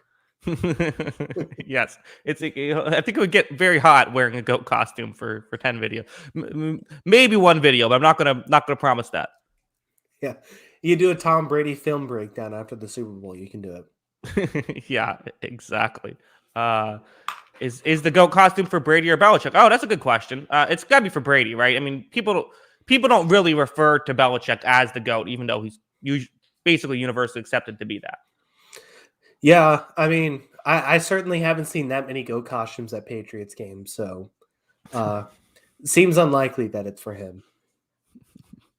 Yeah, I love that guy. The guy who wears a costume to a sporting event. Never want to be that guy, but I love that people like that exist. Yeah, some of these guys who buy these front row seats, I honestly feel like the NFL pays them.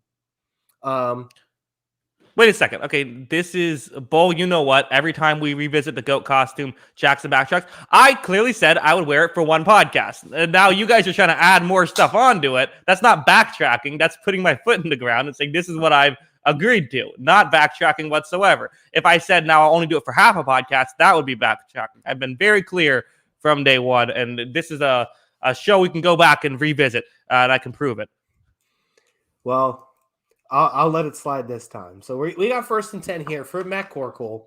Motion here going backwards to Aguilar. Ooh. Aguilar's going to get a little bit of space, takes the big hit, but that's a nice 4 yards. That's a nice 4 yards to stop. And that's a running play there for Aguilar. That's probably our best run of the day.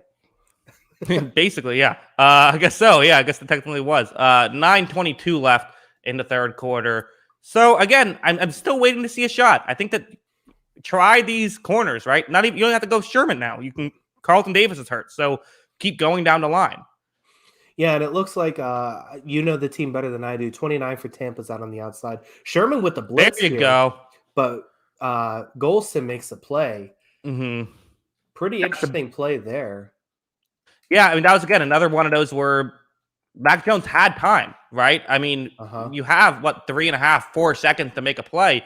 Tampa Bay dropping back into zone look, and it's that quarters coverage is what it looked like to me. And you have keeping stuff in front of you. These guys can play zone a little bit better. Sherman, the last we saw of him was a good zone corner. Yeah. I mean, he was, and that was an interesting play that they brought him on the blitz. So we got 3rd and long here. That's a bad situation. And here's the pressure. Ooh. Jones takes a huge hit by the rookie, Joe Tryon-Soyuncu. Still not exactly sure how you pronounce that second half of that last name since you added it on. But huge play there, Kyle. It looks like, was this a twist, I believe, with Vita Vea? Yeah. Looks like they got mixed up here. Yep. I mean, that's just how do you? And Via's going to take out the tackle too. Yeah. My goodness, it reminds me of it was one of the guys from Pro Football Focus tweeted out like some tape from Vita Vea's game last night, and it was just like a train like running through like cars and stuff like that. That's what he is. He's a monster. Yeah, I mean that was a really good play. That makes it easy on defensive linemen to get to the quarterback. And looks like pretty good punt coverage. Ooh, balls out. Jesus Christ. Look at that. Who has There's a flag, though. We'll see what the penalty is. Wait, they're calling down. That's surprising. Yeah, they're saying he's down. Well, they're saying it's our ball. Well, I don't know if he's saying it's down or if the ball was recovered in the same spot. It looked like the referee was pointing down, but I mean, I don't know. That was pretty close. Well, let's look at they don't even know who has the ball right now. Right. Looks like the Patriots guy has the ball. I don't know how you can tell anything there. That just seems like one of those weird. Let's take a look Well, at this. so that's the penalty. He didn't come back in right away. Yeah. Yeah, So clear. That's negated. gonna be 15 yards. Jackson, can you discuss the terrible decision by the organization of drafting Trask in the second round instead of adding cornerback depth in the second round? I agree. I've discussed it during the draft. I was not a fan of that. Obviously, it looks worse now with the corner. Was he down? I don't know. That ball is definitely out. It looked out to me. Yeah. Doesn't matter because they're going to give the 15-yard penalty. That's a tough one. Again, it's an un-Patriot-like mistake there. Yeah, especially Matthew Slater, too, of all people. Mm-hmm. Although I believe, I'm trying to think now, if you challenged it and got possession of the ball, then would it shift over to where they would have to repunt it instead of just getting to 15 yards? You might take that, right? Yeah. But is that worth a challenge for just to repunt it? It might not even be better. Yeah. Tough play there. That's really close.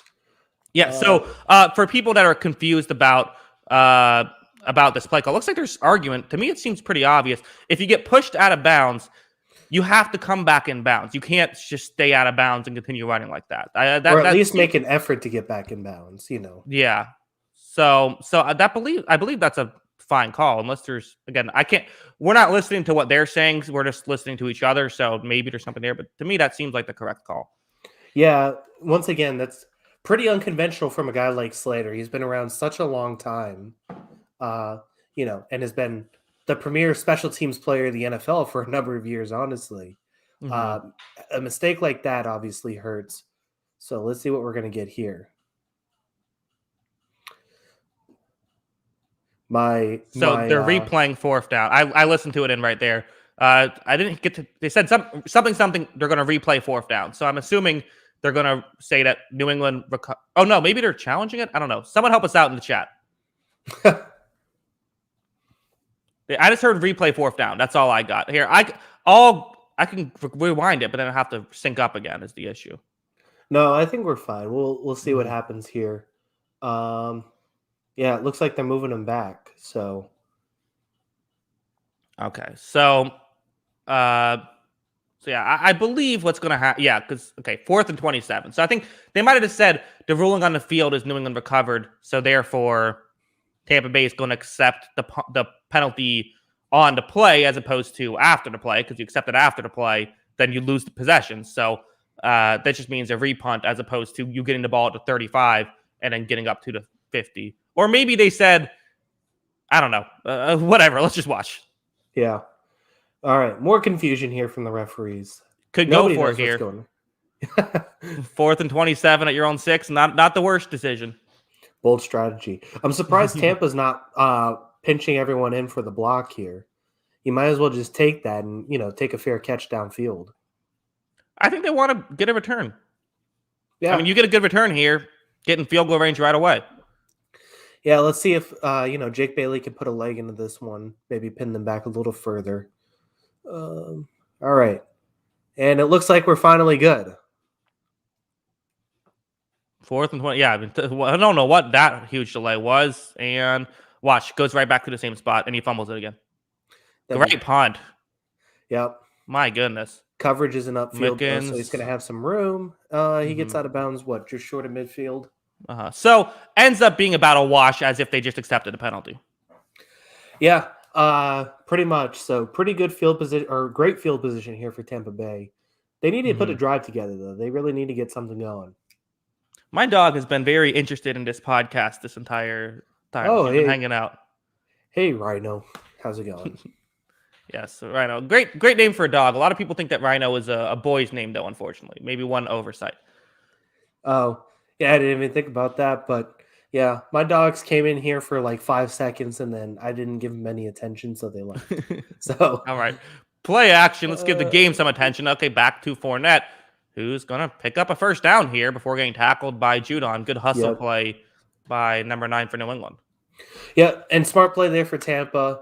Pass rush for New England kind of been going at them a little bit. And, get him some space there on the screen. So good play there. Yeah, definitely. Yeah, so good stuff. So there you go. I mean, that's a big play for Tampa. I mean, you get one more first down, you're theoretically in field goal range. Obviously, a missed field goal already, but I also think you probably do want to get the touchdown here. You can go for 2, try to go up 7. Not exactly incredible insight there. And the best way to do that, I think, is to run the ball for 2 yards, and I think there's a holding too.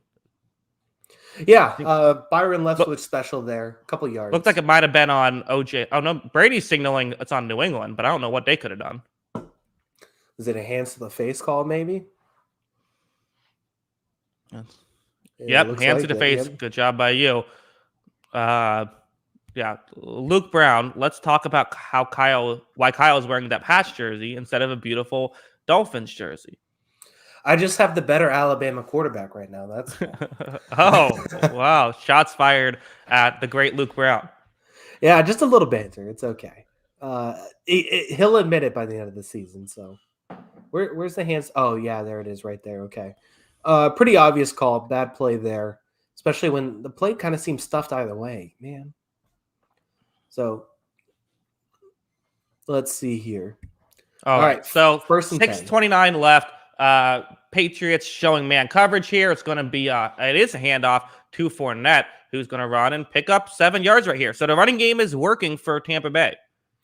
Yeah, it looks like they're wearing them down a little bit. That was a nice hold there, and Fournette hit that pretty good. So nice little gain there. New England's got to shore that up now.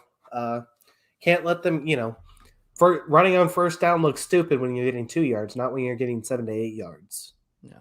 Overlap 618 says you guys are seriously the best. 10 out of 10. You're seriously the best. Overlap 618. Also 10 out of 10. That's Mac Jones' number. Yes. Double max. That's what I like to see. Thank you, Overlap. I appreciate it.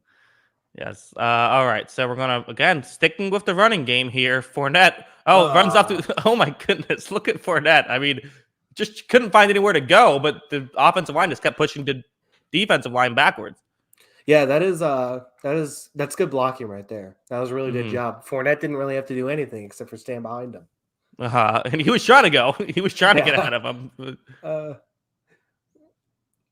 Yeah, there's really nowhere to go. He's just, the line just keeps moving forward. That's like trench warfare. Exactly. All right. 5:06 left in the third here. Patriots lead 7-6. Leonard Fournette is drinking water.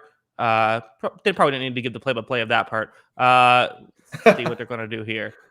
Ronald Jones takes a snap, zone coverage, play action. Brady outside the pocket. No one there, but is anyone open? Brady's going to throw this one away. Took a hit there. Brady could have gotten rid of it a little bit earlier. Yeah, that was surprising that he waited so long, too. Barmore gets after him a little bit there. It's sad that one team has a 44-year-old quarterback and he's the more mobile quarterback in this game. Hey, he was Tampa Bay's leading rusher last game. I guess he got that going for you. Although currently the leading rusher for New England is Nelson Aguilar. So yeah, I mean that's true. So pretty good coverage there. They dropped 7 deep. There wasn't really anywhere to go. Steve Belichick's looking a little crazy there. But, yeah, pretty good coverage from the Patriots there, dropping 7 deep. There's just no room to throw in that red zone situation. All right, so here we go. Brady throws. You got an open Mike Evans. Going back to that, he had J.C. Jackson's number a little bit early. Didn't go back to that, but now gets to play. Yep. Let's see where they spot this. 3rd and short? Yeah, it looks like 3rd and 2-ish is what it looked like to me. 3rd and 2, 3rd and 1. It says 3rd down on the screen. 3rd and 1 here. All right, this is a big play. Although you got to imagine Tampa's going for this if they don't get it. I don't think so. Down 1. I mean, I'm never convinced in any decision Bruce Arians would make. But here we go. That's fair. Looks like it could be a run to the right here. It is, and Ronald Jones takes it, gets the first down. Yeah, you had a couple tight ends over there. Had a numbers advantage. Smart play. Yeah, and it looks like Tampa's offensive line starting to push around New England's defensive line a little bit here. Had a couple guys here. Obviously, he's highlighting the center and the guard. And yeah, that's just winning battles up front. Almost a good play there, but can't get off the block. Who is that? Is that Lawrence Guy? Yeah, it looked There's like it. a Ronald Jones who's running in, and Ronald Jones gives the Tampa Bay Buccaneers the lead. The running game, I mean, did they pass it, more than a couple times on that drive? That was all the running game there. Yeah, they had the throwaway basically, Mm-hmm. and then the throw to Evans. So yeah, good Yep. drive there from Tampa, running the ball well. Yeah, I mean that hurts. Let's see. How we feeling, Kyle? Scale of 1 to 10. 10 being one to Super Bowl. House money. You can't turn the ball over and you can't punt all this time. I get to pull off an upset. There's not a realistic opportunity to say we're going to beat Tampa. Why are we kicking the extra point? Go for 2. I don't get this. Bruce Arians. Maybe if they had an analytics department. Yeah, I know. All right. Well, at least he made it. Yeah, I mean, listen, if you're New England, you can't expect to win this game 7-6. You can't expect to beat this Tampa Bay team 7-6. You got to finish drives. You can't turn the ball over. And that's what's hurt them twice. They had pretty good momentum on 2 drives that have resulted in turnovers. One off the interception and the J.J. Taylor fumble, and then couldn't get anything going on the last drive with back-to-back sacks. Let's see how they reevaluate, because Tampa Bay is winning the line of scrimmage right now, and that's how they got this lead now. Yeah, well, again, Tampa Bay doesn't have any cornerbacks. Like, if you can't throw the ball against this team, give up now. Tank the season, because you're not gonna. If you can't throw off this team, you're not gonna throw off anybody. Kyle, here's an interesting stat. Mac Jones around 22 attempts, 138 yards, a little bit on the low side, not horrible, but around 6 yards per attempt. Jacoby Myers 1 for 1, 15 yards. Is there a quarterback controversy here? Yeah, former quarterback Jacoby Myers. He's got a pretty good arm for the wide receiver. They managed to find this with these former college quarterbacks converting to wide receiver, and it's specifically for these Josh McDaniels trick plays that they run that they have these guys. Jacoby Myers is good though, so that also helps. Yeah. So maybe he'll start. We'll see if they start. The crowd starts chanting Jacoby. I don't imagine so. Yeah, probably not. Yeah. So, Bill Murray, the great Bill Murray in the chat saying that muff punt was our only shot.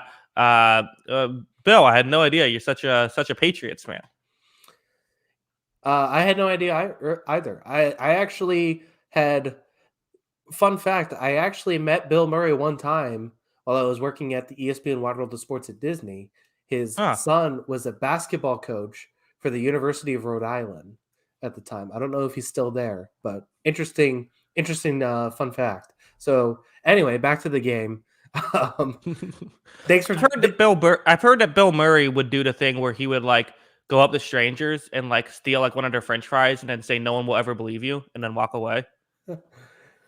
I mean, I wouldn't put it past Bill Murray, honestly. So, yeah, that's pretty funny. To answer Jeremiah Holland Hagen, Kyle, what's going on? We've seen this too many times. Yeah, I mean, this has kind of been the sentiment for this season, is that this team just isn't able to string together consistent drives, and that's what's killed this team. Because even when they've had momentum on drives, it's resulted in turnovers or, a bad sack resulting in a punt, stuff like that. So, yeah, I mean, they got to put together a drive here. You can't give Tampa Bay this kind of momentum. Let's see how they respond. Yeah, so kickoff just happened, taking it out now, going to be tackled at around the 22-yard line with 3:22 left on the clock. So there you go. A lot of kick returns for less than 25 yards. Yeah, I mean, we got the league's worst kick returner in Brandon Bolden. I mean, let's be honest. Brandon Bolden doing anything but special teams blocking is bad. And he's basically our backup running back now, basically our starting running back at this point, and our kick returner. I don't get it. I like this comment. Jaden Preston, do a video about how Cooper Cup ruined my fantasy game. Imagine me just okay. So Jaden Preston unfortunately lost the fantasy game. Here's how. Yeah, I mean Cooper Cup has only been lights out for the first 3 weeks. I'm sorry that the one bad week cost you. Is pressure gets it off anyways, and Oh, good there we go. move there. And oh my goodness, Harris going there. Also, I like the comment I accidentally put on the screen. This has got to be the worst broadcast of all time. All right, so there we go. Thank you for tuning in. I really appreciate it. Yeah. So, I mean, Devin White gets through cleanly, and this is just, Mobile McCorkle getting through. I think that's a nickname people call him, right, Kyle? yeah, everyone calls him that. That's a pretty good play from Harris, too. Definitely a Mhm. frustrating game for Damian Harris going against this Tampa Bay defensive line that's very difficult to run on. He finally gets some space and is able to make a little bit of a play out of it. Play action, Throw downfield to a wide open, not N'Keal Harry. Nelson Aguilar. Nelson Aguilar. Do you Vikings playoff team? Cousins struggling. Why use many word when few word do trick? Yeah. To answer the question, I mean, right now they're 1-3, so that's a tough break. So we'll see on Minnesota. Tough game today. Yeah, maybe tune in for the podcast. We'll do more talk about every team like that. Quick pass there to Myers. Like the 15, 16 numbers keep throwing me off. Yeah. I mean, the funny thing is like we haven't run the ball well, but these like Myers like 5-yard plays have basically been our running game. He just goes and sits in these this little coverage area and he's able to just sit there for 4 or 5 yards of play. So he's done that on at least 4 or 5 different occasions. Yeah, what's that cover 2 where they sort of say you're not going to run on us because we have this great front, so we can afford to do it. But then that's how you get those small plays. Another N'Keal Harry bubble in that cup. There you go. There's actually N'Keal Harry. All right, good blitz pick up there on the play action play. Harry gets a little bit of separation, uses that body to box out the corner. Gotta like this drive here for New England. Looks like the rain's kind of subsided a little bit, and they're making some plays. Well, so here's what Tampa Bay is doing: is Tampa Bay is playing a lot of cover 2, a lot of cover 4. Excuse me. 2 safeties deep, playing zone, keeping stuff in front of them because they don't have the corners to play man-to-man the way Todd Bowles likes. Mac Jones has done a great job of just taking what's there. Here comes some pressure now. Looks like it's still a zone play, and they can just, again, Jones taking what the defense gives him, and they're going to have another first down. That's a perfect check down. A check down that can get you 11, 12 yards is that's perfectly executed. Now, here's where, that zone coverage might kind of work, though, is you're getting down to this red zone. Not a lot of throws to be had down in this territory. Yeah. Also, I was away from the chat for a second. Tony's saying, not you, though, ESPN. ESPN not covering this game, but I appreciate that Tony is not, at least not mad at us. Gotcha. Y'all put me on blast. Sorry, Tony. We somehow, when you put a play out, here's a screen pass for close to a touchdown down at the 1. That was Brandon Bolden's best offensive play of his career. I like it. All right. So first and goal from the 1. And we'll find out what happens in the 4th quarter. All right. Also, sorry, Tony, for that mistake. For some reason, when you put in the comments for our show saying this is the worst broadcast of all time, we mistakenly thought you were talking about our broadcast. Clear mistake. You don't know what we were thinking. We're trying our best, okay? No, no, we're giving you a hard time, Tony, but we do appreciate you checking out the channel. Also, donation on behalf of N'Keal Harry. So there you go. Yes, thank you. And none of that money will go to N'Keal Harry, but we appreciate it. So good stuff there. Going to the 4th quarter, though. It's on behalf of N'Keal Harry. So I believe N'Keal Harry gave it to CLSLUM, who then donated the $5 to us. Maybe N'Keal Harry maybe doesn't know how to donate on YouTube. N'Keal Harry straight off the IR, making catches and donating money at the same time. Impressive stuff from him. He's the game's MVP so far with 1 catch. Yes, that's exactly right. Okay, overlap 6-1. All right, if you guys would have to make him bet predictions now, how do you think this game plays out? This is a good question, Kyle. Want me to go first, or do you want to go first? I'll go first. Let's go this. I think New England finishes off this drive and gets a touchdown. The one problem I see having, though, is it looks like Tampa Bay has some momentum finally offensively. They've kind of broken down this defensive line a little bit. They're going after these corners and they're winning some one-on-one. They've won one-on-one matchups on these corners all game. They just haven't done enough to string together long drives. If they're able to run the ball like this and break down the defensive line and still win those one-on-one matches on the outside, they're going to move the ball down and probably get some touchdowns here. I do see Tampa Bay winning this game, even if we score here, just because I don't know if we're going to be able to keep up with them if they find this momentum on offense. Here's what I'm thinking, Kyle. I saw this term get used during a Seahawks game when there was a missed extra point of Chekhov's extra point.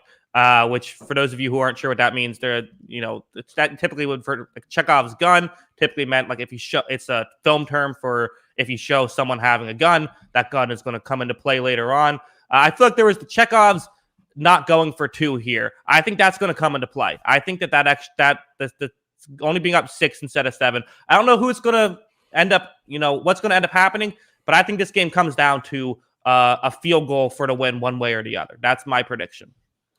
I like it. I hope it's a close game. Gives us something to talk about. It's close going into the fourth here, 13-7. Anybody watching our simulcast basically right now, also, in case you haven't listened before, make sure to tune in post-game at midnight Eastern. So there might be a little bit of a break. There usually is, but this game's running a little long. We will break down this game and every other game from week 4 after this on the Sideline podcast, live after this game. So make sure to tune into that at midnight Eastern. Yes. Mac Jones, 6 for 6 for 76 yards on this drive at the 1 yard line, 20 seconds left even on the play clock. Jones takes a snap, fakes the handoff through a wide open Jonnu Smith, I believe. Jonnu Smith for the touchdown. Just completely fooled on that play action there. I don't know how they're fielded on that. That's literally the Tom Brady special. So, pretty good play, though. 7 for 7 on the drive for a touchdown. Mac Jones has looked really good in this game. I've been really impressed. The curse of Jonnu Smith is broke. That's right. I made fun of Jonnu Smith on the podcast last week. My internet immediately went out for 15 minutes. Now Jonnu Smith scores a key touchdown in the fourth quarter against my favorite team. I hate you, Jonnu Smith. You're my least favorite player. Yeah, there goes your internet. I'm going to have to finish this game out myself. Exactly. Yeah. All right. So, extra point here to take the lead. Like it. Boom. Nick Folk is automatic. Okay, whatever. All right. Yeah, Nick Folk making extra points. Not like he's ever had problems doing that over his career. No, never. So, all right. So, 14-13, one play into the fourth quarter. This is what we all expected, right? Yeah, clearly. Obviously not. This is not what any of us expected. This is, I definitely thought Tampa Bay would kind of run away with it a little bit. I considered locking them up on the podcast. And you do have to give credit to New England for making this one interesting. Yeah. I mean, they made really good plays here. Mac Jones, obviously, they're showing the stats now, 24, 29, 216, 2 tutties, deflected interception. So a little bit of a tough break, but it is a pick on his resume.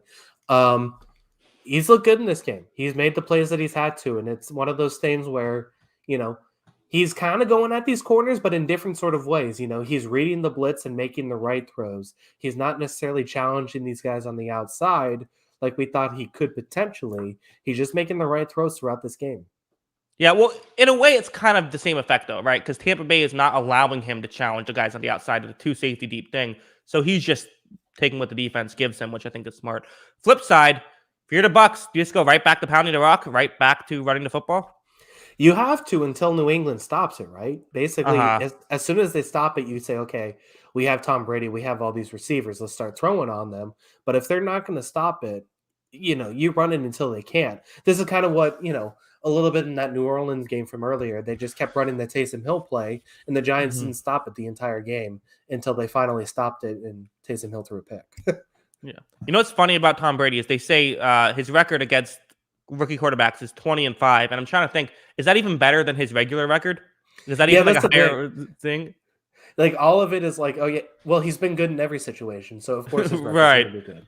So I think the stat is if he goes 12-4, his winning percentage goes down. Yeah, something like that. So there's a run again, solid run. What 5-6 yards there? Yep. So there you go. And interesting wrinkle for the Patriots. I haven't seen Godshaw in the field in a while. Obviously, because we don't have the volume on for this game. I didn't see any updates that he was out. I wonder if it's just scheme wise because that was Barmore in on that play, and it looks like there he is back in the game actually. So, wonder if they just had him out for the play and it just didn't work out. All right, 2nd and 4. They're going to hand it off again, and there is cannot finish the tackle. Though Fournette picks up a yard. It's 23 from. Duggar's got to make that play there in the backfield. Oh man, but 3rd and short. 3rd down. Yep. So what do you do here? Do you run it again or do you throw it? I think you got to throw the ball here, right? You could. You don't have to. What are the odds the refs penalize Mac Jones with an unsportsmanlike for having for his abnormally large ears? Does he have large ears? I don't. Look, back to the game. 0%. 3rd down and 3. Let's see. Playing man coverage, single safety deep across. Coverage across the board. Brady throws it, and you have Antonio Brown open. Yeah, go back to, hey, you have these talented receivers. Yep. Let that be the thing, especially when you have man across the board. Good call. And it looked like it was they've kind of had that play all game. Like late in the first half when they had that final drive before halftime, they missed it a couple times in a row, and it looked like bad throws from Brady. The rest of the game, they kind of had that quick hitter to Brown basically throughout, and they hit it again there for the first. Yeah. 13:21 left on the clock in the 4th quarter. Buccaneers trail 13-14. Handoff for not a ton, but a few yards here. Still got maybe 3 or 4. Can set up a closer second. And again, got to start to wonder if it's time to try a play action here. Yeah, the one thing is that they tried it on the last drive, and New England actually read it play pretty well and kept everyone back in coverage. That was kind of down by the end zone, though, so you have a little more time to recover in the red zone. So maybe you try it here and take a shot. Let's see what happens. A couple of yards there, got to 4. 2nd and 6. Let's see what they do. Looks like they're in shotgun, so. All right, man again. Yep. Brady takes the snap. Brate might be open. Nope. Running out of time and throws it into the dirt. 3rd down and 6. Looks like good coverage downfield. Yep. Overlap 618 says AB is literally the only reliable, I'm assuming, wide receiver Brady seems to have in this game. That's not really true. Evans has been consistent. He did have that one drop, but Evans has been good. He hasn't been targeted a whole lot in the second half, pretty interestingly, because he started so well in this game. Overlap 618, by the way, really appreciate the super chats too. You've been active with those, and it's very much appreciated. Keep sending in your questions too. And yeah, I mean, it is interesting. So 7 defensive backs on the field for New England here for 3rd and 6. All right. 3 seconds left. Brady takes the snap. It's man coverage. Brady steps up in the pocket. He has a room to run. And Brady, does he get it? Does he have the first down? Brady, Lamar Jackson, Tom. I said that backwards. Luke Brown, donation for the GOAT costume. We won't forget. Well, that run's going to help. Oh, my gosh. Kyle Van Noy's got to wrap up and make that play. Look at his face on that. Gosh. He's even surprised that I just do that. Incredible. 12 minutes left in the game. That hurts. That would have been really nice to get off the field. Yeah, they might have still gone for it if it was 4th and 1, but definitely, I mean, you're not prepared. You still want to make them Brady. convert the 4th and 1, then get the first down off a Brady scramble, right? Another 4-yard rush here. Lawrence Guy just tossed a guy. I don't know who that was, but Guy tossed a guy. Lawrence Guy tossed a guy. Guy tossed a guy. Yes, that's what I said. Yeah, Guy. Nice defensive lineman there, Guy. Yeah, I remember he had that interception on the shovel pass with the Browns, right? Yeah. So, all right. Highlighting Bruce Arians and his Darth Vader pack there. So, let's see. All right, here we go.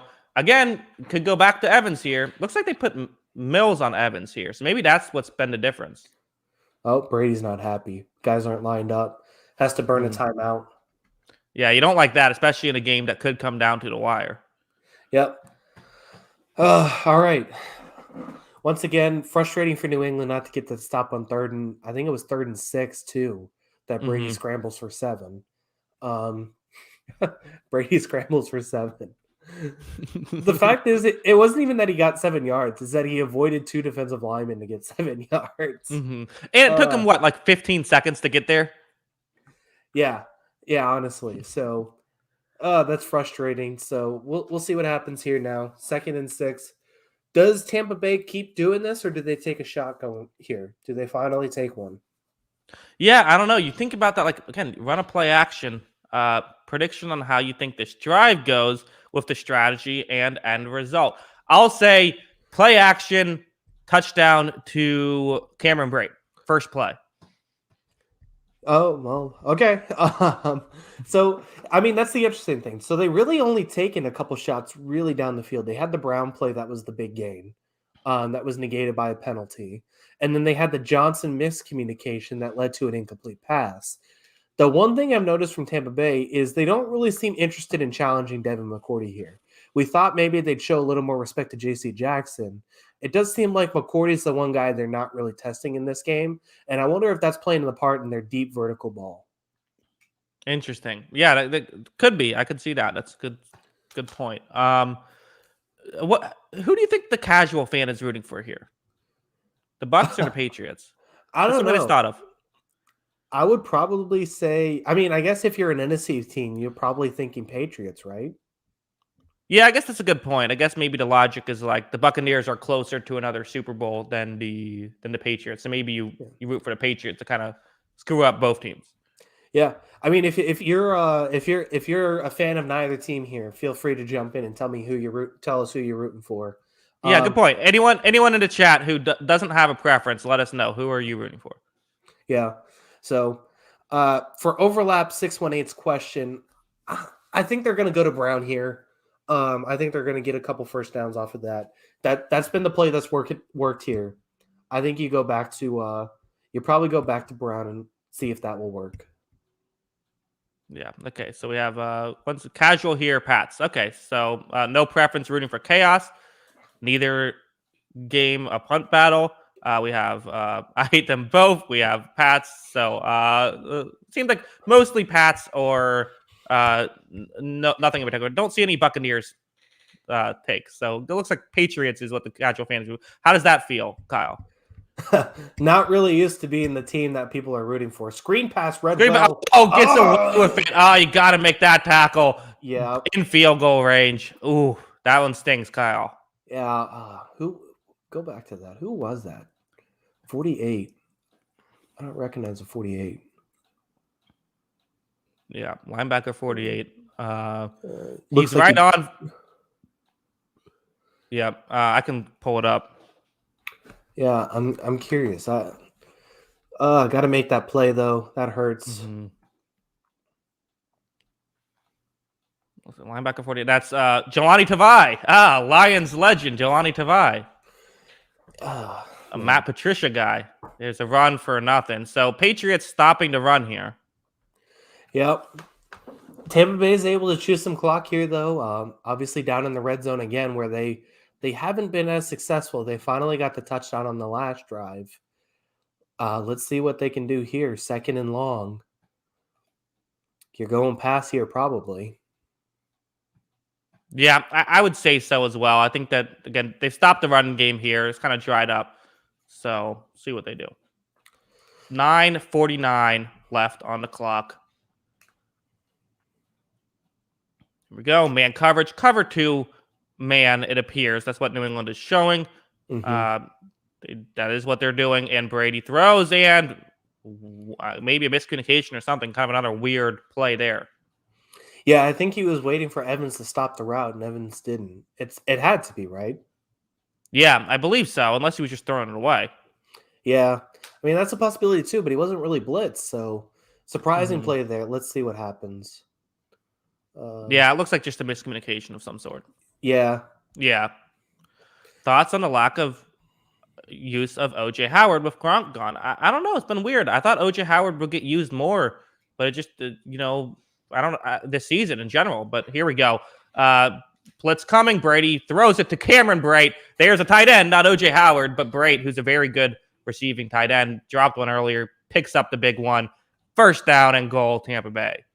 Confusing play call there. It's not even just the blitz, it's the late blitz. Guys coming from the secondary. Yeah. That's not really how you want to blitz Tom Brady at all.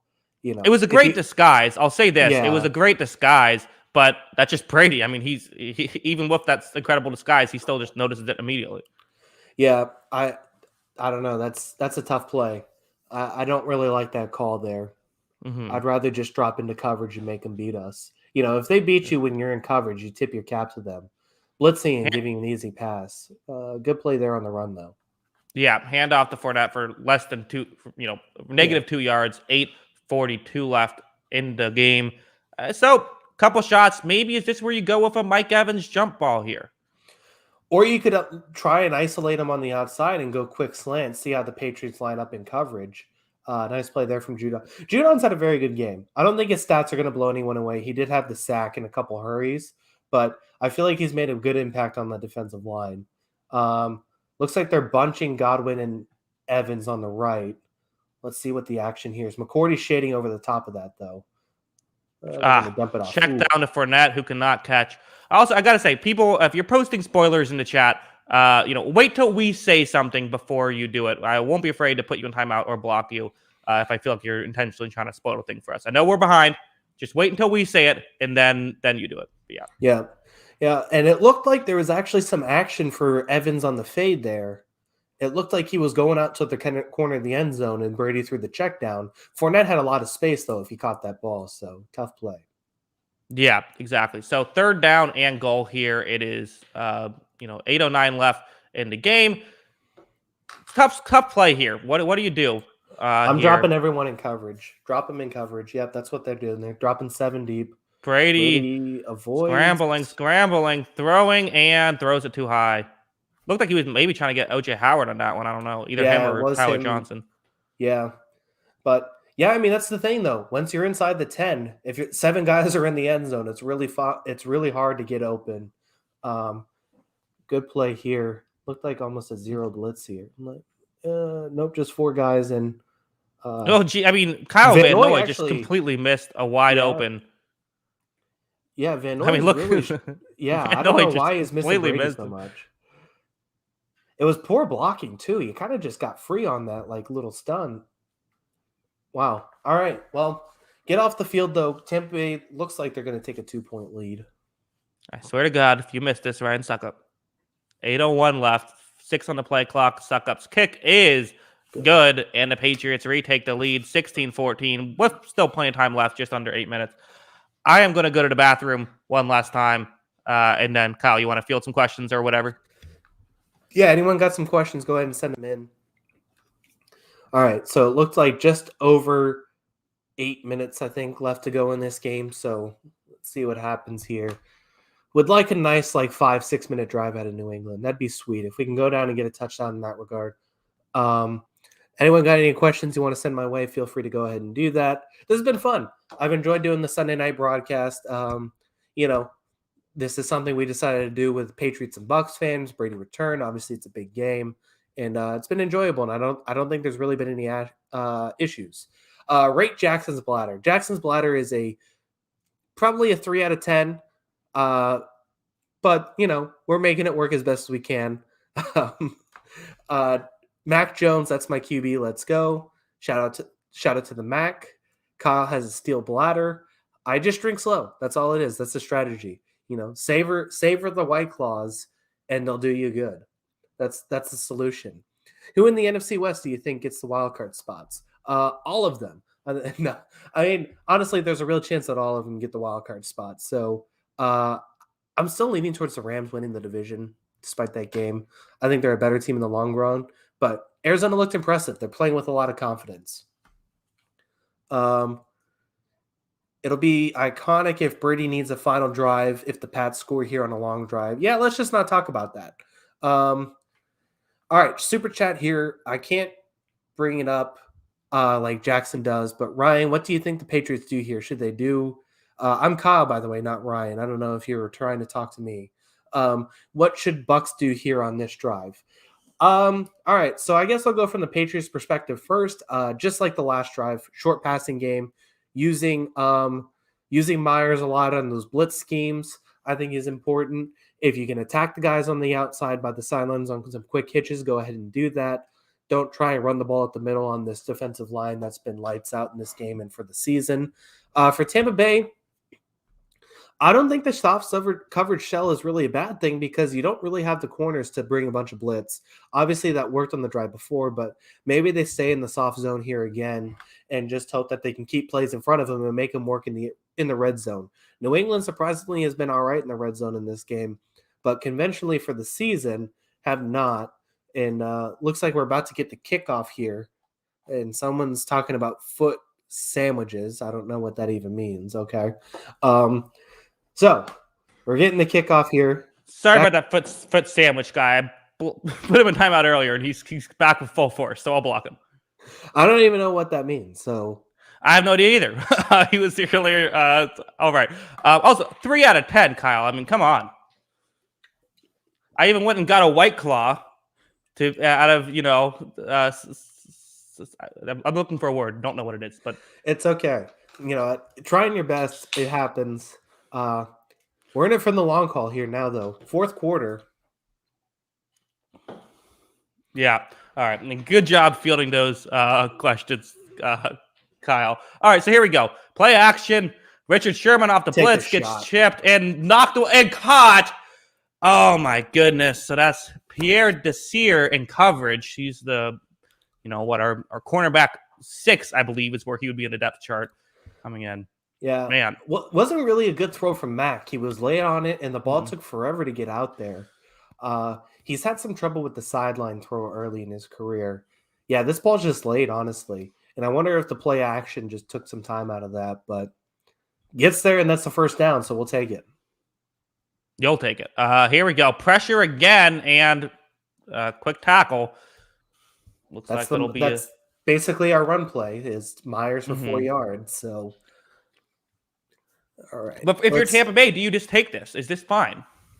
That's what I was saying. So we got one of the questions was, what do we do here? What do the Patriots do, and what's the coverage? I think Tampa just kind of sits in that soft coverage and says, "Hey, get the ball down on our end, and we'll get a stop there and make this work." I think New England's going to try and continue this, take some time off the clock. Let's see what happens as Jones here at 2nd and 7. Yeah, 2nd and 7 again. Tampa Bay. Looks like they're showing man here, and they are throwing to Sherman, who gives up another. You saw that right off the break. Myers got huge separation off the break. Jones went there immediately. Let's see if they go back to this replay. It looked like he had 2 yards off the line of scrimmage. This is where, if Sherman's going to play man-to-man at his age and being the man-to-man corner that he is, you got to take advantage. Yeah, I mean, this looks a little rough right now. And again, we said if you can't get separation on this team, you can't get separation on anybody. Well, they're getting separation. Here we go. Handoff. Oh, little trickery. Going to throw it. Jacoby Myers downfield to a wide open receiver, Aguilar, and they are first and goal at the 10. Nice little play call there from McDaniels. He draws up awesome special or trick plays, but then we'll run halfback weak side tosses with Brandon Bolden. So, you take that though. That's a big play for a first down. Myers with the perfect throw. Pretty nice there. Yeah. So, man, hey, like I said, quarterback controversy. Oh yeah, it's so surprising though. After the offense was so frustrating in the game against New Orleans last week, and then there's a little bit of life here with these zone. guys. He'll find someone open, plenty of time. Nope, throws it away. Nope. Good coverage there. Didn't look like he wanted Myers off the break, and it just wasn't there. I wonder if he was anticipating a blitz there because it looked like he was going for that play right away. Yeah, I think that for Tampa Bay, probably stick with this zone coverage for the next few plays.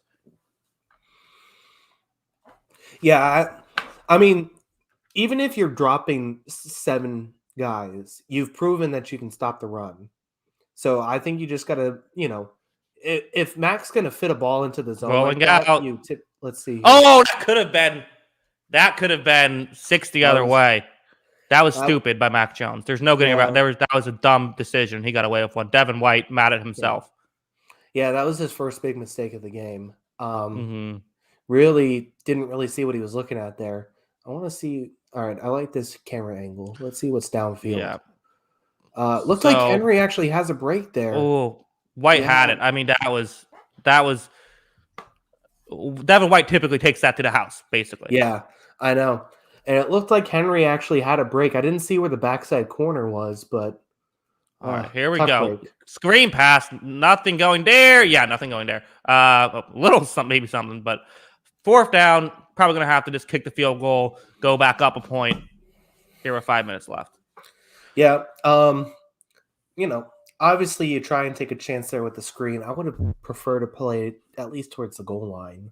Mm-hmm. But yeah, a little bit. I mean, you were at the 9. You can try something. yeah, I don't know. Oh well, let's get Folk out there. McDaniels Come isn't on, happy about that. Something. bring back the Tampa Bay Buccaneers, Nick Folk. 27-yarder for Folk. Let's see what happens here. Pick is up. Kick is good. Yeah. Even a 27-yarder. He takes away the suspense. The Patriots lead with less than 5 minutes to go here, Kyle. Yeah. So Brady's going to have his time to work his offense. This is a 4-minute offense time, right? You can work a little bit of the clock. I mean, can we just say this is incredible that this is happening, right? Brady, plenty of time left. March down the field against Bill Belichick, just needing a field goal. This is, I mean, one day when the schedule makers booked this game, this is what the hope was. Yeah. So I'm trying to think too. He needed 2 touchdowns to break the record in this game, right? I thought he already had the touchdown record. Am I wrong? I thought he did. Maybe. Let me check.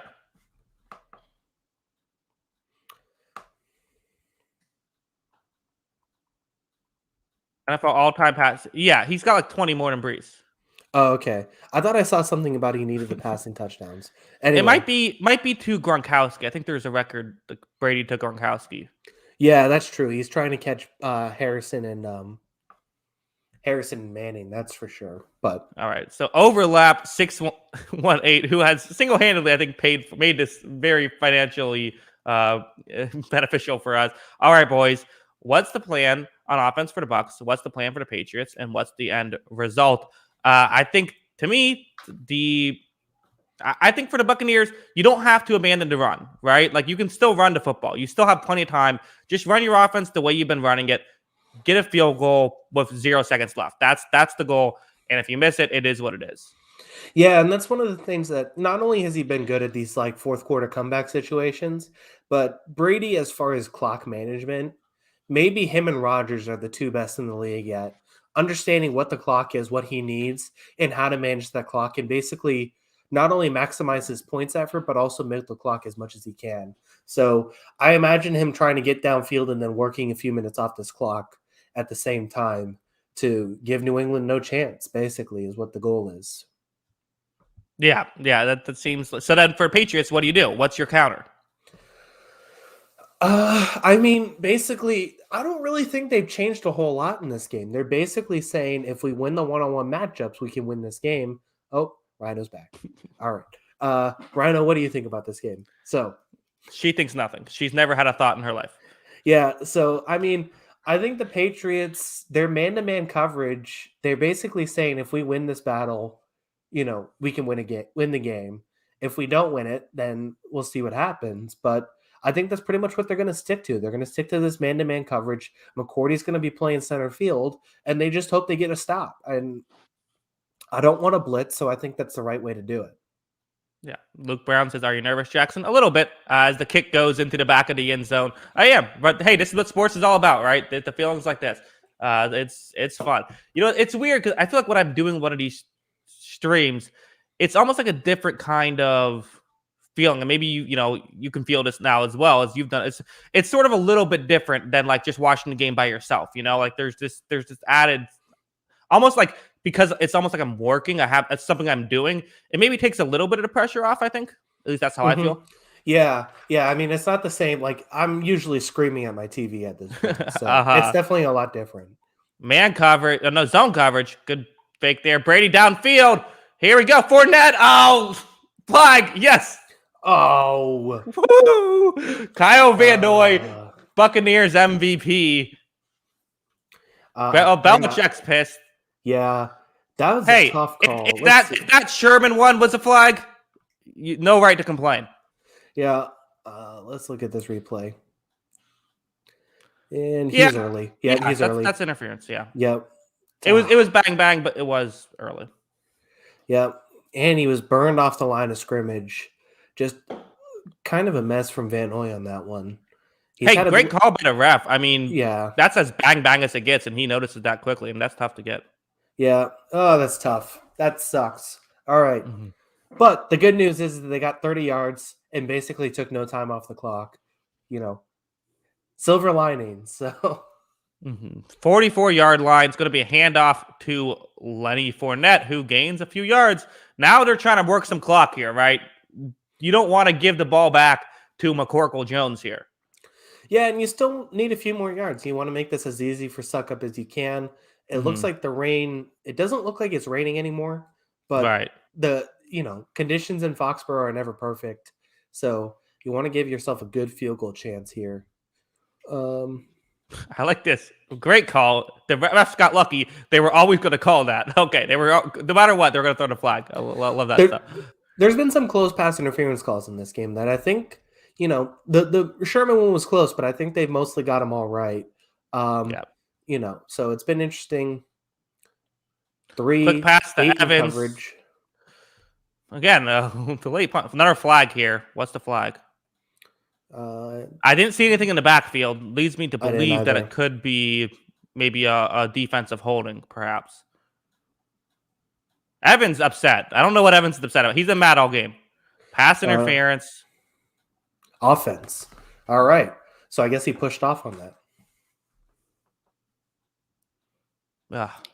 Yeah. I got to say, after the first half and what he was doing, I think J.C. Jackson's done a pretty good job in the second half. Let's take a look at this pass interference. Yeah, I mean, they don't always call those. It's not egregious, but I think it's enough. There. Yeah. If you call the last one on Van Noy, you got to call that one on Evans. I think that's a fine call. Yeah, there is some hand battling there, so maybe he has an argument, but arms extended. Brady downfield. Mike Evans comes right back and picks up enough yards to get you at least for a long field goal, but you need more here. I mean, you do not want to have to kick it from the 40. All right. Yeah, and more punches too by Tony Stroud. You're right. I mean, really going crazy. Someone's going to break their wrist on one of these plays. Yeah. Jonathan Jones is down. That's not good. We're not quite as bad at you guys as cornerback right now, but we really don't need another defensive back injury. So, all right, 3:18 to go. You got third down here. Let's see what the game plan is. I think watch out for Fournette. Some sort of Fournette route here. They could be playing man. You saw them, throughout the playoffs go to that. I think this is kind of the Brady special as the halfback on this type of play pass. I think that's something you got to make sure you're prepared for if you're New England. Yeah, New England. We've got to see the 7 defensive back look on here right now. We can't mess around with this. We can't let Van Noy get burned on a play. Also, Kyle, I have to bring this up. Chekhov's extra point. This is really coming into play right here, or the 2-point conversion. Not going for that too. Yeah, I mean, honestly, it's a big play right now because it'd be a tie game otherwise. Analytics are important. Here we go. Yeah, 3rd and 6, man coverage. Who can beat who? Something's going on at the line. Looks like a blitz. It is not a blitz. Brady throws, and it is caught. Antonio Brown to the 32-yard line. Buccaneers get the first down. The former Patriot coming up with a big play. And, I mean, they're going to go right at Bethel as soon as he checks into the game there. So that's what you get from Tom Brady is, as soon as he sees the substitution, that's where he's going. It wasn't terrible coverage from Bethel, but I mean, going up against Antonio Brown, that's just a matchup he's not going to win a lot. Yeah, that's tough. So, all right, probably going to run out the clock here a little bit. You want to take the last shot here. Yep. Brady takes the snap, hands it off to Fournette. Kind of this late handoff. Doesn't usually do it as, taking a second, maybe trying to help sell a play action later on. I don't know what exactly is going on there. It's a good play from Phillips. Is Belichick using a timeout? Let's see.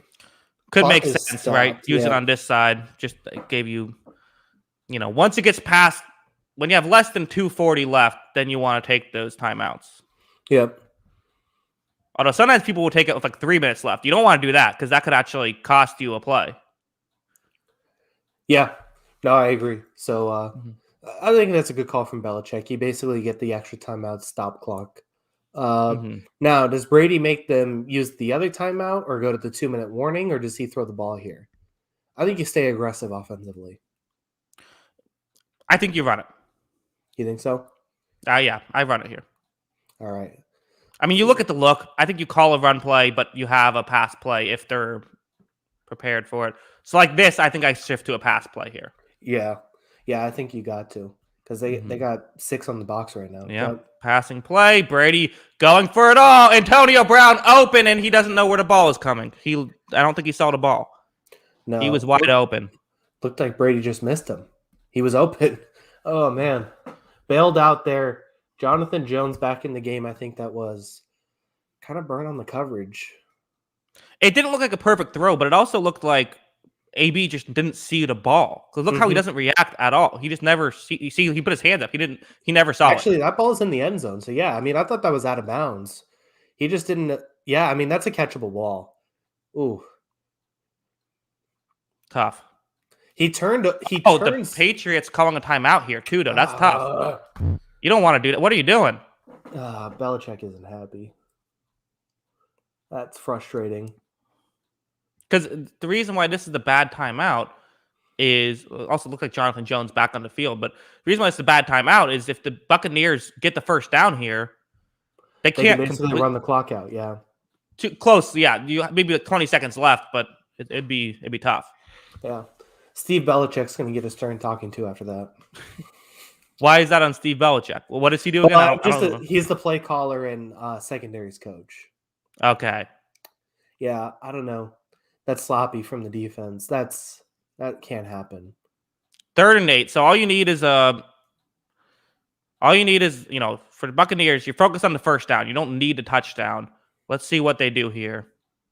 Man, big call. I think New England's going back to man. They are. Brady going for it all again to Antonio Brown. Cannot hang on. He had it in his hands. Brady to Brown multiple times just couldn't come through. And now there's too much time left for McCorkle. Jonathan Jones has really struggled in that matchup, but the numbers are going to point to him looking pretty good. I mean, Brown could have easily had like 100 yards in this game. That's just speed. That's all it is just speed. And he gets it open, gets both hands on it, and just doesn't make the catch. 2 uncharacteristically bad plays from Brown, dropping that one. And all right, here we go. 48-yarder to take the lead with 2 minutes and 2 seconds left. This is for the go-ahead field goal.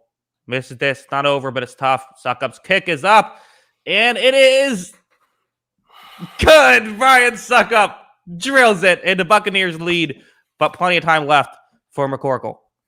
Can the man they called a new Tom Brady replicate what the previous Tom Brady did for 20 years in New England? What a finish this one set out to be. Just shoot me in the face. Oh, man. Wow. So, I mean, this is, again, so, you don't have the 2-minute warning. That took away the 2-minute warning. But you have a timeout. You wasted that one, though, so that kind of sucks. Although the flip side is, for Tampa Bay, if they ran it twice, you'd be looking at, well, you'd still have about the same amount of time, just no timeouts. So Would have yeah, been nice to have 2 timeouts in this situation. Right. That could come in handy because what do you want? But you have time. I mean, you only need a field goal. You have time. Yeah. All right. Now, and the Buccaneers defense has been tough, but again, this is kind of where you're kind of playing into, for the Patriots, I think you don't go crazy here. Don't be afraid to just keep dinking and ducking it down the field. Yeah, I mean, that's going to be the interesting part is that this is a team that doesn't really attack downfield. We went at Sherman a couple times in man coverage, but I mean, at this point, Tampa's just going to be sitting in deep zone, right? So you can't even attack Sherman in that kind of regard. Mm-hmm. Yeah, I think they're going to play cover too. I don't know. Todd Bowles likes to do weird stuff. Overlap 6 and 8. Boys, I can't handle this. Jackson Kyle, what are the predictions? I need my blood pressure medicine. I'll say missed field goal to end it by Nick Folk as a touching tribute to his former team. Oh my gosh. I'm not even making a prediction right now. I can't do it. Okay. If Nick Folk kicks a game winner against us, that's just not right. Just not right. After he won you guys a game. Remember, like 3 years ago, we had you beat, and he missed like 3 field goals in that. Nick Folk, just the worst. Him and John Smith. Those weather conditions in Florida, it's tough to kick in, but in northeastern United States, Foxborough, it's easy money. Mm-hmm. Everyday Jam says rain is back, so hopefully make things difficult on the Patriots. Kyle, what a game we decided to do this for. I know, right? This worked out perfectly. 3 hours, 12 minutes, and 35 seconds into the broadcast. Crazy. We're finishing this up, and don't worry, in a half-hour time, we're going to be doing our Week 4 recap. So, going to have plenty to talk about here. Look at that, right? Yeah. I still had some games I was planning on preparing for. I don't know if I have time for that now, so we'll have to figure something out. I don't have the late games covered too well. We'll wing it as much as we can. All right, 1:57, 14 seconds on the play clock. Because unlike Madden, you can't actually get a delay of game on the kickoff. Here we go. Don't kick it out of bounds. Chair is gone. And this one is going to go out of bounds. I'll take a knee for my sanity. How's that? Okay. That's making you feel better? A little bit. All right. There's nothing else I can do. They're showing something. What are they showing? I want to listen in. Oh, this is the timeout thing. They don't know the... Oh, they were going to have 12 men on the field. Mm-hmm. That's what happened. So they called a timeout. Looked like that was Chase Winovich, I believe. Yeah, I don't know what's happening here. Who? So that makes sense then. That's the right call with a 3rd and 8, or I guess it would be 2nd and 8. Like that made sense to call it a timeout, but it still sucked. So Mac Jones, here we go. Tampa Bay looks like they're playing man. Maybe it looks like it. They are. Jones over the middle, incomplete, and there's a late flag that hits Devin White. That looked a little uncatchable. I mean, that looked way behind him. I mean, I understand the hit, but it looked behind him. Let's see here. Penalties have been the story of this game for Tampa Bay. Yeah, I mean, especially, for an offense that has been unspectacular, you're keeping them in it with, you had 1 touchdown drive on 2 pass interference calls. Let's look at this. I mean, Whitehead hits him, but at the same time, I don't know where this ball is that Henry's making this play. The ball's hitting the ground as he's touching Henry. I don't. Yeah. That's not significantly impacting Henry's ability to make the catch. If anything, it's putting him closer. That's just not the right call. But okay, Can't blame the refs. You gotta figure it out. Gotta overcome it. Sherman off the blitz and not much there. Patriots can kill clock. They have plenty of time. Yeah. How many times? I feel like I've never seen Sherman's blitz this much in my life. I've seen at least 3 blitzes off the edge from him. This is something I speculated about. I made a video and I speculated they might blitz him a lot just because that way you don't have to play the coverage. You're just blitzing, so you don't have to know the whole coverage, False start. When you're...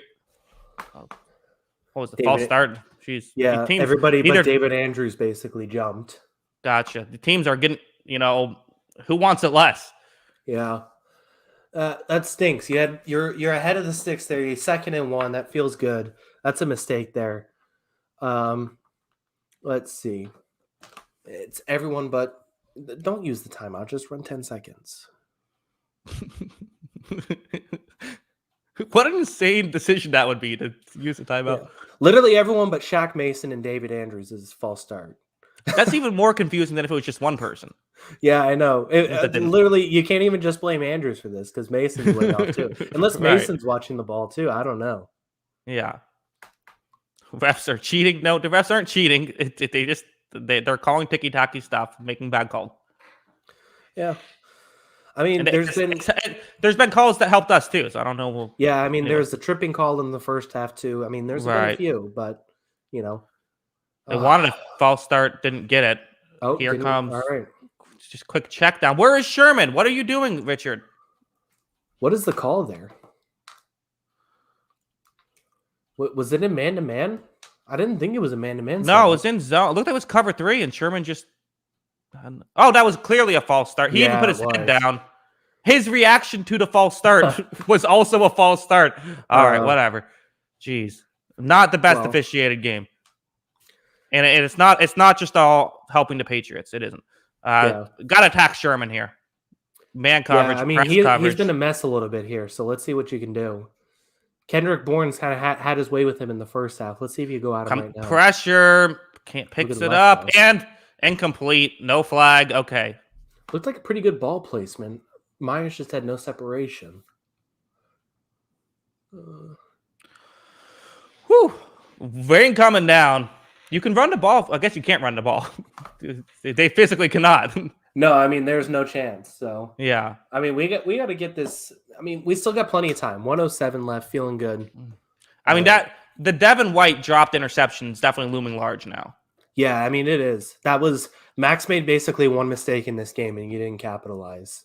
All right, 107 left, 8 on the play clock. Mac Jones, there's pressure up the middle, picked up again. Jones throws, and it is caught for about 8 yards. Third down, and maybe actually looks like maybe 6 or 7, and they will have a third and short. But the bright spot is for Tampa Bay. You get a stop here. There's still some time left on the clock. Was he in? Okay. It was close. It was close. The ball took forever to get there. He was dragging before he even got it. That is a catch. Ooh, that's really tell. Mm-hmm. Get to the line of scrimmage and run the play. Don't even let them do it. 1:03 left in the game. 14 seconds left on the play clock. Third down and 3. It's man coverage. You have Jacoby Myers on Sherman. That might be where you look. Blitzing again, not getting there again. Knocked down at the line. That was Devin White, or excuse me, Levante David with the deflection, and that's huge. We talked earlier about how the Patriots seeming to get those plays. Well, Tampa Bay clutch one here, and 4th down and 3. Are they? Yeah. Okay, so gonna send on Nick Folk. Where are they at? This has got to be a 58-yarder. Let's see. Kind of a questionable call. I mean, you could go 56. For it here. If you, 56. This is a tough one, Kyle. 10 seconds on the play clock. Here we go. He can't. Snap is up. Kick is it good? It is no good. It's the upright. Nick Folk misses it. There's the Nick Folk we know and love. Tampa Bay will move up 2-3-1. The lowly Patriots 1-3. Brutal loss, devastating loss to Patriots fans across the globe and across the computer screen or phone screen, whatever you're watching this on. If that was a 55-yarder, the Patriots lead. Yeah, I mean, I guess he had the leg for it, just hooked a little bit. Why is Nick Folk kicking 56 to win? Wow. I mean, it was a 4th down and 3. Like, you could have absolutely gone for it. Bucks can just knee it down. Game is over. Oh, man.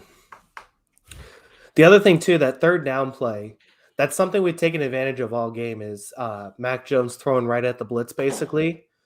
David basically stops his blitz, sits back in the coverage, and tips the ball at the line of scrimmage. I mean, that's a heck of a play. And then Folk, that sucked. I liked it. Yeah, that's nice.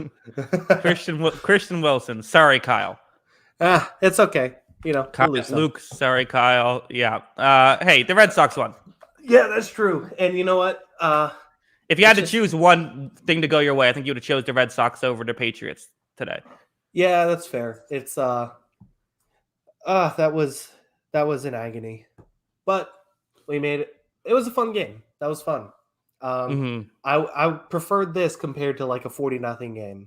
Right. I mean, after that first quarter, we thought this might be a blowout. So the fact that they at least kept it interesting made it fun.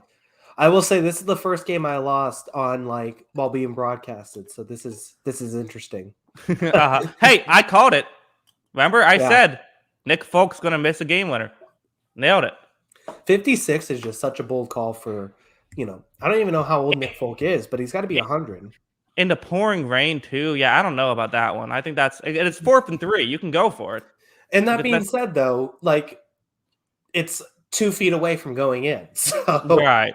Well, and the flip side as well. You're right. And the flip side as well is that if you get it, now it's not only a shorter field goal, but even if they made the field goal, like Brady would have still had 2 timeouts and 55 seconds left to try and kick a field goal of his own. Like that's still. I think you got to go for it there. Although again, it is a bit results oriented. Yeah, and all right, going in for the handshakes.